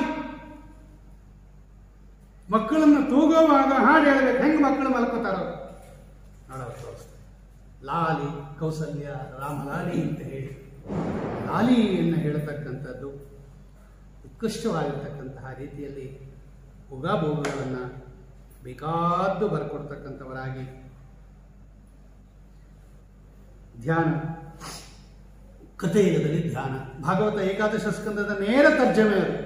ಧ್ಯಾನವು ಕೃತಯುಗದಿ ಯಜನ ಯಜ್ಞವು ತ್ರೇತಾಯುಗದಿ ದಾನವಾಂತಕನ ದೇವತಾರ್ಚನೆ ದ್ವಾಪರ ಯುಗದಿ ಆ ಮಾನವರಿಗೆಷ್ಟು ಫಲವೋ ಅಷ್ಟು ಫಲವು ಕಲಿಯುಗದಿ ಗಾನದಿ ಕೇಶವ ಎನ್ನಲು ಕೈಗೂಡುವನು ರಂಗವಿಠಲ. ಇಷ್ಟೇ ಕಲಿಯುಗದಲ್ಲಿ ಹರಿನಾಮ ಸ್ಮರಣೆ. ಭಾಗವತಲ್ಲೂ ಹಿಂಗೆ ಇರೋದು ಏಕಾದಶ ಸ್ಕಂದದಲ್ಲಿ. ಅಂದರೆ ತರ್ಜಮೆ ನೀಡುತ್ತಾ ಇದ್ದಾರೆ. ಭಾಗವತದಲ್ಲಿ ಅಷ್ಟಮ ಸ್ಕಂದದಲ್ಲಿ ರುದ್ರದೇವರ ಕಥೆ ಇದೆ. ಇದೆಲ್ಲ ಪ್ರಸಿದ್ಧ. ರುದ್ರದೇವರು ಮೋಹಿನಿ ರೂಪ ನೋಡಿದ್ದು ನೋಡೋದು ಸುಂದರವಾಗಿ ಬರೀತಾರೆ. ಇಲ್ಲ ಟೈಮ್ ಆಗೋಗಿದೆ ಅಂತ ಅದು ಹೇಳಕ್ಕಾಗಲ್ಲ. ಏನು ಸುಂದರವಾಗಿ ಬರೀತಾರೆ. ಮಾಧ್ವರು ಶಿವದ್ವೇಷಿಗಳಲ್ಲ. ಇದೊಂದು ದೊಡ್ಡ ಆಪಾದನೆ ಆ ಕಾಲಕ್ಕೆ. ವಾದಿರಾಜರ ಕಾಲಕ್ಕೆ ಮಾಧ್ವರೆಲ್ಲ ಶಿವದ್ವೇಷಿಗಳು. ಇವರು ನಾರಾಯಣನನ್ನು ಪೂಜೆ ಮಾಡ್ತಾರೆ, ಆದ್ದರಿಂದ ಇವರೆಲ್ಲ ಶಿವದ್ವೇಷಿಗಳು ಅಲ್ಲ. ವಾದಿರಾಜರು ಹೇಳ್ತಾರೆ ನಾವೇ ನಿಜವಾಗಲೂ ಶಿವಭಕ್ತರು. ಶಿವಭಕ್ತರು ಯಾರಪ್ಪ ಅಂದ್ರೆ ಮಾಧ್ವರೇ ಶಿವಭಕ್ತರು. ಯಾಕೆ? ನಾವು ಅವ್ರನ್ನ ಪೂಜೆನೂ ಮಾಡ್ತೀವಿ, ಎಲ್ಲಿ ಪೂಜೆ ಮಾಡಬೇಕೋ ಅಲ್ಲೇ ಮಾಡ್ತೀವಿ. ಅದೇ ಭಕ್ತರು ಅಂದ್ರೆ. ಪ್ರೈಮ್ ಮಿನಿಸ್ಟರ್ನ ಚೀಫ್ ಮಿನಿಸ್ಟರ್ ಅನ್ಬಾರ್ದು, ಚೀಫ್ ಮಿನಿಸ್ಟರ್ನ ಪ್ರೈಮ್ ಮಿನಿಸ್ಟರ್ ಅನ್ಬಾರ್ದು. ಇಬ್ರು ಕೋಪ ಮಾಡ್ಕೋತಾರೆ ಹಂಗಂದ್ರೆ. ಆಚಾರ್ಯ ಬರೀತಾರೆ ವಿಷ್ಣು ತತ್ವ ನಿರ್ಣಯದಲ್ಲಿ, ದೊಡ್ಡವನ್ನ ಚಿಕ್ಕೋನು ಅಂತನೂ ಅನ್ಬಾರ್ದು, ಚಿಕ್ಕೋನ್ನ ದೊಡ್ಡವನು ಅಂತನೂ ಅನ್ಬಾರ್ದು. ಯಾರ್ಯಾರನ್ನ ಎಲ್ಲೆಲ್ಲಿಟ್ಟು ಪೂಜೆ ಮಾಡಬೇಕೋ ಅಲ್ಲೇ ಪೂಜೆ ಮಾಡಬೇಕು. ರುದ್ರದೇವರು ನೀವು ಪೂಜೆ ಮಾಡ್ತೀರಾ? ಓ ಅಂದ್ರು. ವಾದರಾಜರು ಹೇಳಿದ್ರು ನಮ್ಮ ತೀರ್ಥ ಪ್ರಬಂಧದಲ್ಲಿ 25 ಶ್ಲೋಕ ಇದೆ ರುದ್ರದೇವರ ಶ್ಲೋಕ. ಸಣ್ಣ ಪುಟ್ಟದ್ದೆಲ್ಲ ಬರೀತಾರೆ ಅವರು. ಎಲ್ಲೂರು ವಿಶ್ವನಾಥ, ನಾ ಶಿವರಾತ್ರಿ ದಿವಸ ಹೇಳಿದ್ದೆ, ಕಾಶಿ ವಿಶ್ವನಾಥ, ಎಲ್ಲೂರು ವಿಶ್ವನಾಥ, ಬನವಾಸಿ ಮಧುಕೇಶ್ವರ, ಕೇಳೋ ಇಲ್ಲ ಎಷ್ಟೋ ಜನ. ಬನವಾಸಿ ಮಧುಕೇಶ್ವರ ದೇವಸ್ಥಾನ ಅಂತ ಒಂದಿದೆ, ಅಲ್ಲಿ ಕಂಚಿ ಏಕಾಂಬರೇಶ್ವರ, ಅರುಣಾಚಲೇಶ್ವರ, ಪಣಿಗಣವರಭೂಷಃ ಪಾರ್ವತೀಶ್ಲಾಘ್ಯವೇಶಃ ಖಲಜನಕೃತರೋಷಃ ಖಂಡಿತಾತ್ಮೀಯ ದೋಷಃ ಸದರುಣಗಿರಿವಾಸಃ ಶಕ್ರಸೂರ್ಯಾದ್ಯಧೀಶಃ ಪರಿಹೃತ ಭೌಪಾಶಃ ಪಾತು ಮಾಂ ಪಾರ್ವತೀಶಃ. ಬಿದರಳ್ಳಿ ಅಲ್ಲಿ ಸೋಮೇಶ್ವರಾಯ ಸಿತಭೂತಿ ವಿಕಸ್ವರಾಯ ಪ್ರೇಮ ಪ್ರವೃತ್ತ ಗಿರಿಜಾಹೃದಿವಾಸ್ವರಾಯ ತುಂಗೋಲ್ಲಸತ್ಪವನ ಪಾವಿತ ವಂಶಪಲ್ಲಿ ಮಾಂಗಲ್ಯ ಹೇತು ಚರಿತಾಯ ನಮಃ ಶಿವಾಯ. ಶಿವಪಂಚಾಕ್ಷರಿ ಮಂತ್ರ ಅಂತ ಅದನ್ನೇ ಜಪ ಮಾಡೋದವರು. ವಾದರಾಜ ನಾವು ಮಾಡ್ತೀವಿ ನೋಡಿ, ನಮಃ ಶಿವಾಯ. ಗೋಕರ್ಣ, ಯಾವ್ದನ ಹರಿಹರ, ಯಾವ್ಯಾವುದು ಪ್ರಸಿದ್ಧವಾಗಿರ್ತಕ್ಕಂತಹ ಕ್ಷೇತ್ರ ಇದೆ, ಎಲ್ಲ ಕಡೆ ವಾದರಾಜರು ಹೋಗಿ ಭಗವಂತನ ರುದ್ರದೇವರು ರುದ್ರಾಂತರ್ಗತ ಭಗವಂತನನ್ನು ಚಿಂತನೆ ಮಾಡಿ ಅನುಗ್ರಹ ಮಾಡಿರ್ತಕ್ಕಂಥದ್ದು. ಮೋಹಿನಿ ರೂಪ ನೋಡಬೇಕು ಅಂದರು ರುದ್ರದೇವರು. 2, ಅವರು ವಿಷ ಕುಡಿದು ಬಿಟ್ಟಿದ್ರು, ಅವರಿಗೆ ತುಂಬ ತಲೆನೋವು ರುದ್ರದೇವರಿಗೆ, ಅದು ಮಹಾವಿಷ ಅದು. ಇನ್ನೊಂದ್ಸಲ ನೋಡೋಣ ಅಂತ ಒಂದು, ನೋಡಿಲ್ಲ ಅಂತ ಒಂದು, ಹೇಗಾದರೂ ಇಟ್ಕೊಡ್ರಿ, ಏನು ತೊಂದರೆ ಇಲ್ಲ. ಹೋದ್ರು ಸೀದಾ ವೈಕುಂಠಕ್ಕೆ ಹೋದ್ರು. ತಾತ ಸಲಿಗೆ, ಸ್ವಾಮಿ ನಿನ್ನ ಮೋಹಿನಿ ರೂಪ ನೋಡಬೇಕು, ತುಂಬ ಚೆನ್ನಾಗಿತ್ತಂತೆ, ನಾನು ಬಂದ್ಬಿಟ್ಟೆ ವಾಪಸ್ಸು, ತಲೆನೋವು ಅಂತ. ಪ್ರಸಾದ ಕೊಡೋ ಟೈಮ್ ಹೊರಟೋಗ್ತಾರೆ ಕೆಲವರೆಲ್ಲ, ಮೊದಲಿಂದ ಕೂತಿರ್ತಾರೆ. ಸ್ವಲ್ಪ ಲೇಟ್ ಆಯಿತು ಅಂತ ಹೊರಟೋಗ್ಬಿಡ್ತಾರೆ. ಏನು ಚೆನ್ನಾಗಿತ್ತು ಗೊತ್ತಿದ್ರೆ, ಅಯ್ಯೋ ನೀವು ಲೇಟಾಗಿ ಬನ್ನಿ ಪರವಾಗಿಲ್ಲ, ಕೆಲಸ ಎಲ್ಲ ಮುಗಿಸ್ಕೊಂಬನ್ನಿ, ಪ್ರಸಾದ ಮಿಸ್ ಮಾಡ್ಕೋಬೇಡಿ. ಹಾಗೆ ಮೊದಲಿಂದ ಇದ್ರು ರುದ್ರದೇವರು. ಪಾಪ ಈ ಮೋಹಿನಿ ಬರೋ ವರ್ಷಕ್ಕೆ ಹೊರಟೋಗ್ಬಿಟ್ರು, ವಿಷ ಕೊಡ್ಬಿಟ್ರು. ಯಾರೋ ಹೇಳಿದ್ರು, ಏನು ರುದ್ರದೇವ್ರೆ ಎಂಥ ಅಕೇಶನ್ ತಪ್ಪಿಸ್ಕೊಂಡ್ರಿ, ಅಪರೂಪಕ್ಕೆ ತಗೊಳ್ಳೋ ಅವತಾರ ಅದು, ಸ್ತ್ರೀ ರೂಪ ಭಗವಂತ ಅಂತೆಲ್ಲ ತಗೊಳ್ಳಲ್ಲ, ಏನ್ ಚೆನ್ನಾಗಿತ್ತು ಗೊತ್ತಾ ಅದು.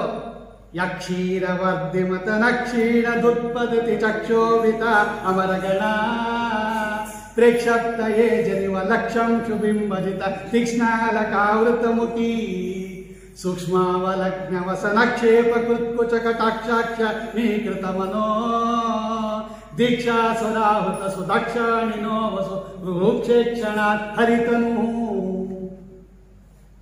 ಮೋಹಿನಿ ಅವತಾರವನ್ನು ಸ್ಮರಣೆ ಮಾಡಿದ್ರೆ ಏನು ಬೆನಿಫಿಟ್ಟು? ಯಾಕೆ ಭಗವಂತನ ಮೋಹಿನಿ ಅವತಾರ ಸ್ಮರಣೆ ಮಾಡಬೇಕು ನಾವು ಅಂದರೆ, ವಾದಿರಾಜರು ಬರೀತಾರೆ, ಬೇರೆ ಸ್ತ್ರೀಯರನ್ನ ಕೆಟ್ಟ ದೃಷ್ಟಿಯಿಂದ ನೀನೇನಾದರೂ ನೋಡಿದರೆ ಅದರಿಂದ ಬರೋ ಪಾಪ ಮೋಹಿನಿ ಅವತಾರವನ್ನು ಸ್ಮರಣೆ ಮಾಡಿದರೆ ಭಗವಂತ ಪರಿಹಾರ ಮಾಡ್ತಾನಂತೆ. ರೂಕ್ಷೇ ಕ್ಷಣಾತ್ ಹರಿತನು. ರೂಕ್ಷ ಈ ಕ್ಷಣ ಅಂದರೆ ಕೆಟ್ಟ ದೃಷ್ಟಿಯಿಂದ ನೋಡೋದು ಅಂತ ಅರ್ಥ.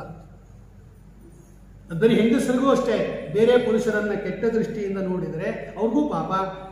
ಪುರುಷರು ಬೇರೆ ಸ್ತ್ರೀಯನ್ನ ಆ ಬೇರೆ ದೃಷ್ಟಿಯಿಂದ ನೋಡಿದ್ರೆ ಅವ್ರಿಗೂ ಪಾಪ. ಅಕಸ್ಮಾತ್ ಘಟನೆ ನಡೆದೋಯ್ತು ಅಂದ್ರೆ ಈ ಭಗವಂತನ ಮೋಹಿನಿ ರೂಪವನ್ನು ಸ್ಮರಣೆ ಮಾಡಬೇಕಂತೆ ವಾದಿರಾಜರು ಹೇಳ್ತಾರೆ.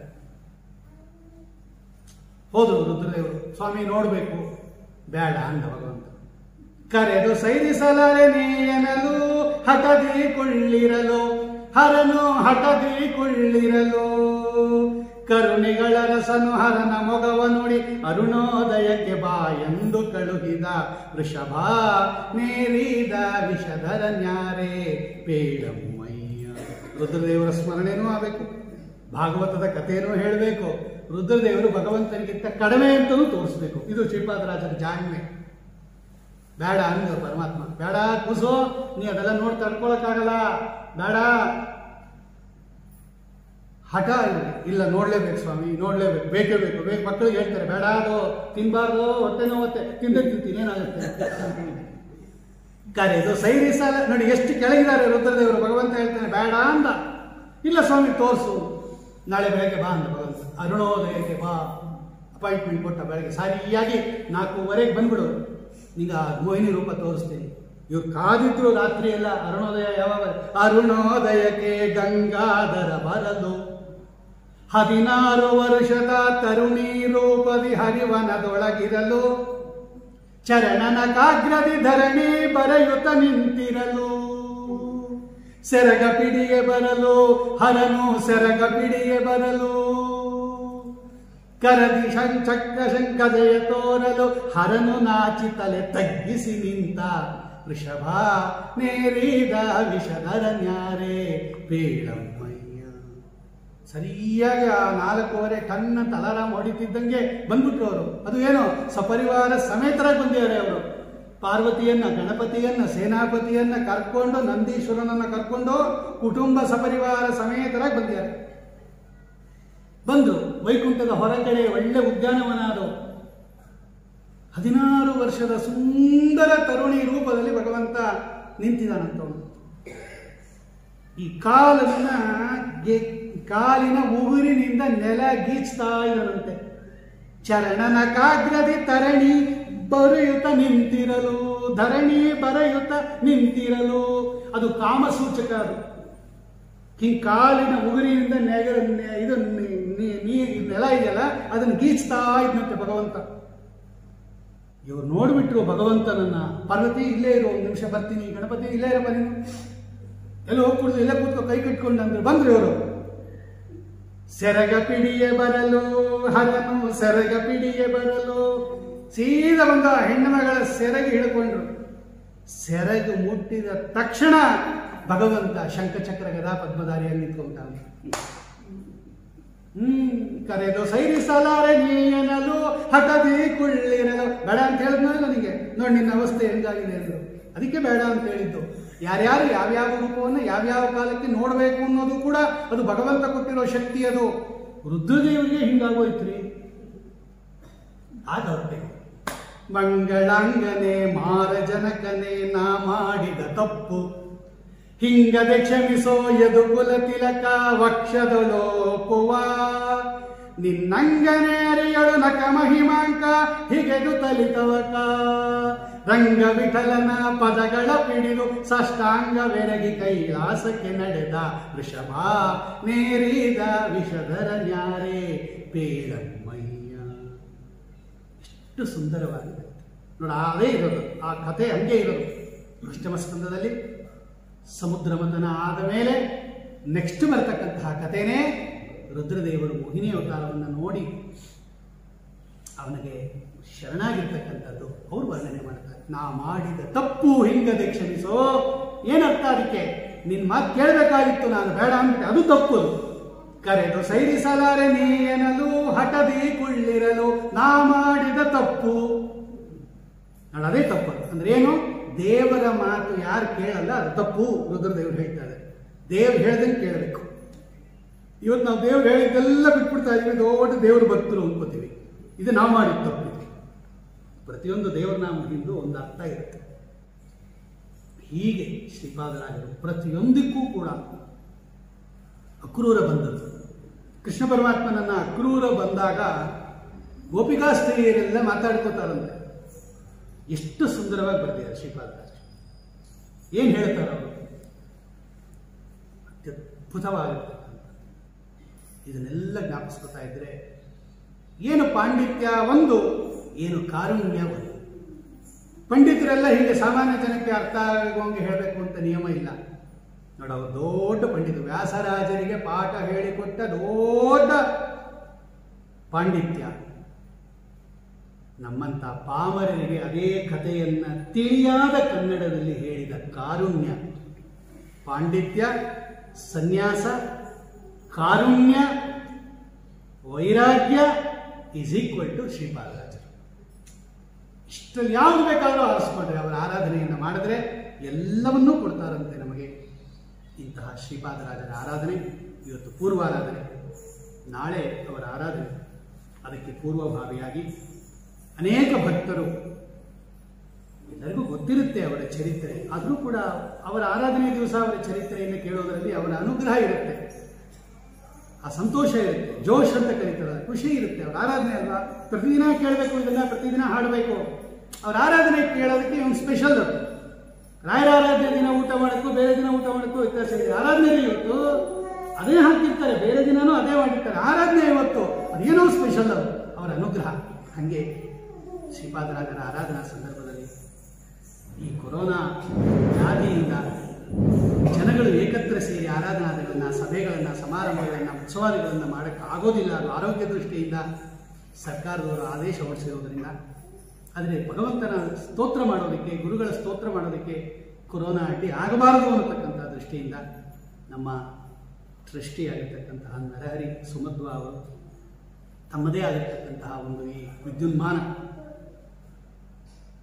ಆನ್ಲೈನ್ ಏನಂತ ಕರೀತಾರೆ, ಇದರಲ್ಲಿ ಒಂದು ಗುಂಪನ್ನು ಮಾಡಿಕೊಂಡು ಅನೇಕ ವಿಷಯಗಳನ್ನು ಪುಂಖಾನುಪುಂಖವಾಗಿ ಹಾಕ್ಬಿಟ್ಟಿದ್ದಾರೆ. ಭಾಳ ಸಂತೋಷ ಆಗುತ್ತೆ. ಎಷ್ಟು ಕಲೆಕ್ಷನ್ ಮಾಡಿದ್ದಾರೆ, ಎಷ್ಟು ವರ್ಕ್ ಮಾಡ್ತಾರೆ, ಎಂಟ್ರಿ ಮಾಡೋಕ್ಕೆ ಎಷ್ಟು ಟೈಮ್ ತಗೋತಾರೆ. ಇವ್ರಿಗೆ ಅದೇ ಕೆಲಸ ಇದೆ. ಮುಂದಿನ ವರ್ಷ ರಿಟೈರ್ ಆಗುತ್ತೆ ಅಂತ ಇಲ್ಲಿಂದ ರೆಡಿ ಮಾಡ್ಕೋತಾರೆ. ಮುಂದೆ ಅವ್ರು ಹಂಗಿರಬೇಕು ಅಂತ ಏನು ತೊಂದರೆನೇ ಇಲ್ಲ. ಸದ್ಯ ನಂಗೆ ವರ್ಕ್ ಲೋಡ್ ಈಗಲೇ ಜಾಸ್ತಿ ಇದೆ. ಬ್ಯಾಂಕಲ್ಲಿ ವರ್ಕ್ ಲೋಡ್ಗಿಂತ ಇದೇ ವರ್ಕ್ ಲೋಡ್ ಜಾಸ್ತಿ ಅನ್ಸುತ್ತೆ ಬಹುಶಃ ಅವ್ರಿಗೆ. ಆದರೆ ಎಷ್ಟು ಜನ ಅದು ಬೆನಿಫಿಟ್ಟು, 29,000 ಅದೆಷ್ಟು ಹಾಕಿದ್ದಾರೆ ಅವರು, ಎಷ್ಟು ಜನ ಸಬ್ಸ್ಕ್ರೈಬ್ ಇದ್ದಾರೆ ಅಂತ, ಅಷ್ಟು ಜನಕ್ಕೆ ಜ್ಞಾನದಾಹವನ್ನು ತಣಿಸ್ತಾ ಇದ್ದಾರೆ. ಹಾಗಾಗಿ ಶ್ರೀಪಾದರಾಜರ ಆರಾಧನೆಗೆ ಪೂರ್ವಭಾವಿಯಾಗಿ ಕೆಲವು ಅವರ ಮಹಿಮೆಗಳನ್ನು ಈಗಾಗಲೇ ನಾನು ಹೇಳಿದಂಗೆ ನಾವು ವರ್ಣನೆ ಮಾಡೋಕ್ಕಾಗದೇ ಇಲ್ಲ. ಆ ಜ್ಞಾನಿಗಳೇ ವರ್ಣನೆ ಮಾಡಬೇಕು, ಅದೇ ಚೆನ್ನಾಗಿರೋದು. ಎಷ್ಟು ಚೆನ್ನಾಗಿರುತ್ತೆ ನೋಡಿ ಶ್ರೀಪಾದರಾಜರ. ವ್ಯಾಸರಾಜರು ಮಾಡಿ ಸ್ತೋತ್ರ ಹೇಳಿ ನಾನು ಎಷ್ಟು ಹೇಳಿದ್ರು ಅದು ಒಣ ಮಾತೇ ಆಗುತ್ತೆ. ಆದರೆ ವ್ಯಾಸರಾಜರು ಹೇಳಿದ ಮಾತು ಎಷ್ಟು ತೂಕವಾಗಿರುತ್ತೆ. ಅಂತಹ ಅವರ ವಿದ್ಯಾಶಿಷ್ಯರಾಗಿರ್ತಕ್ಕಂತಹ ವ್ಯಾಸರಾಜರು, ಅವರ ಶಿಷ್ಯರಾಗಿರ್ತಕ್ಕಂಥ ವಾದಿರಾಜರು, ಆ ವ್ಯಾಸರಾಜರ ಇನ್ನೊಬ್ಬರ ಶಿಷ್ಯರು ವಿಜೇಂದ್ರರು, ಇವರೆಲ್ಲ ವರ್ಣನೆ ಮಾಡಿದ್ದಾರೆ ಶ್ರೀಪಾದರಾಜರನ್ನ. ಭೂಮಿ ದೇವಾದಿ ಗೇಯಂ, ಗೇಯಂ ಭೂಮಿ ದೇವರು ಅವರೆಲ್ಲ ಅವರಿಂದ ಗಾಯನ ಮಾಡಿಕೊಳ್ಪಟ್ಟಿರ್ತಕ್ಕಂತಹ ಶ್ರೀಪಾದರಾಜರ ಚರಿತ್ರೆಯನ್ನು ಯದ್ಯಪಿ 3/4 ಗಂಟೆ ಅಷ್ಟೇ ಸಾಕು ಅಂದಿದ್ರು ಅವರು. 45 ಮಿನಿಟ್ಸ್ ಅಂತ ಹಂಗೆಲ್ಲ ಕೂತ್ಕೊಳ್ಳೋಕ್ಕಾಗದೆ ಅವ್ರ ಚರಿತ್ರೆ ಹೇಳಿದ್ರೆ. ಅದು 2, ಇವತ್ತೊಂದೊಂದು ನಾಳೆ ಪೂರ್ವಾರಾಧನೆದು ಅರ್ಧ, ನಾಳೆ ಉತ್ತರಾರಾಧನೆ, ಇದು ಆರಾಧನೆದು ಇವತ್ತೇ ಹೇಳ್ಬಿಟ್ಟಿದ್ದೀವಿ.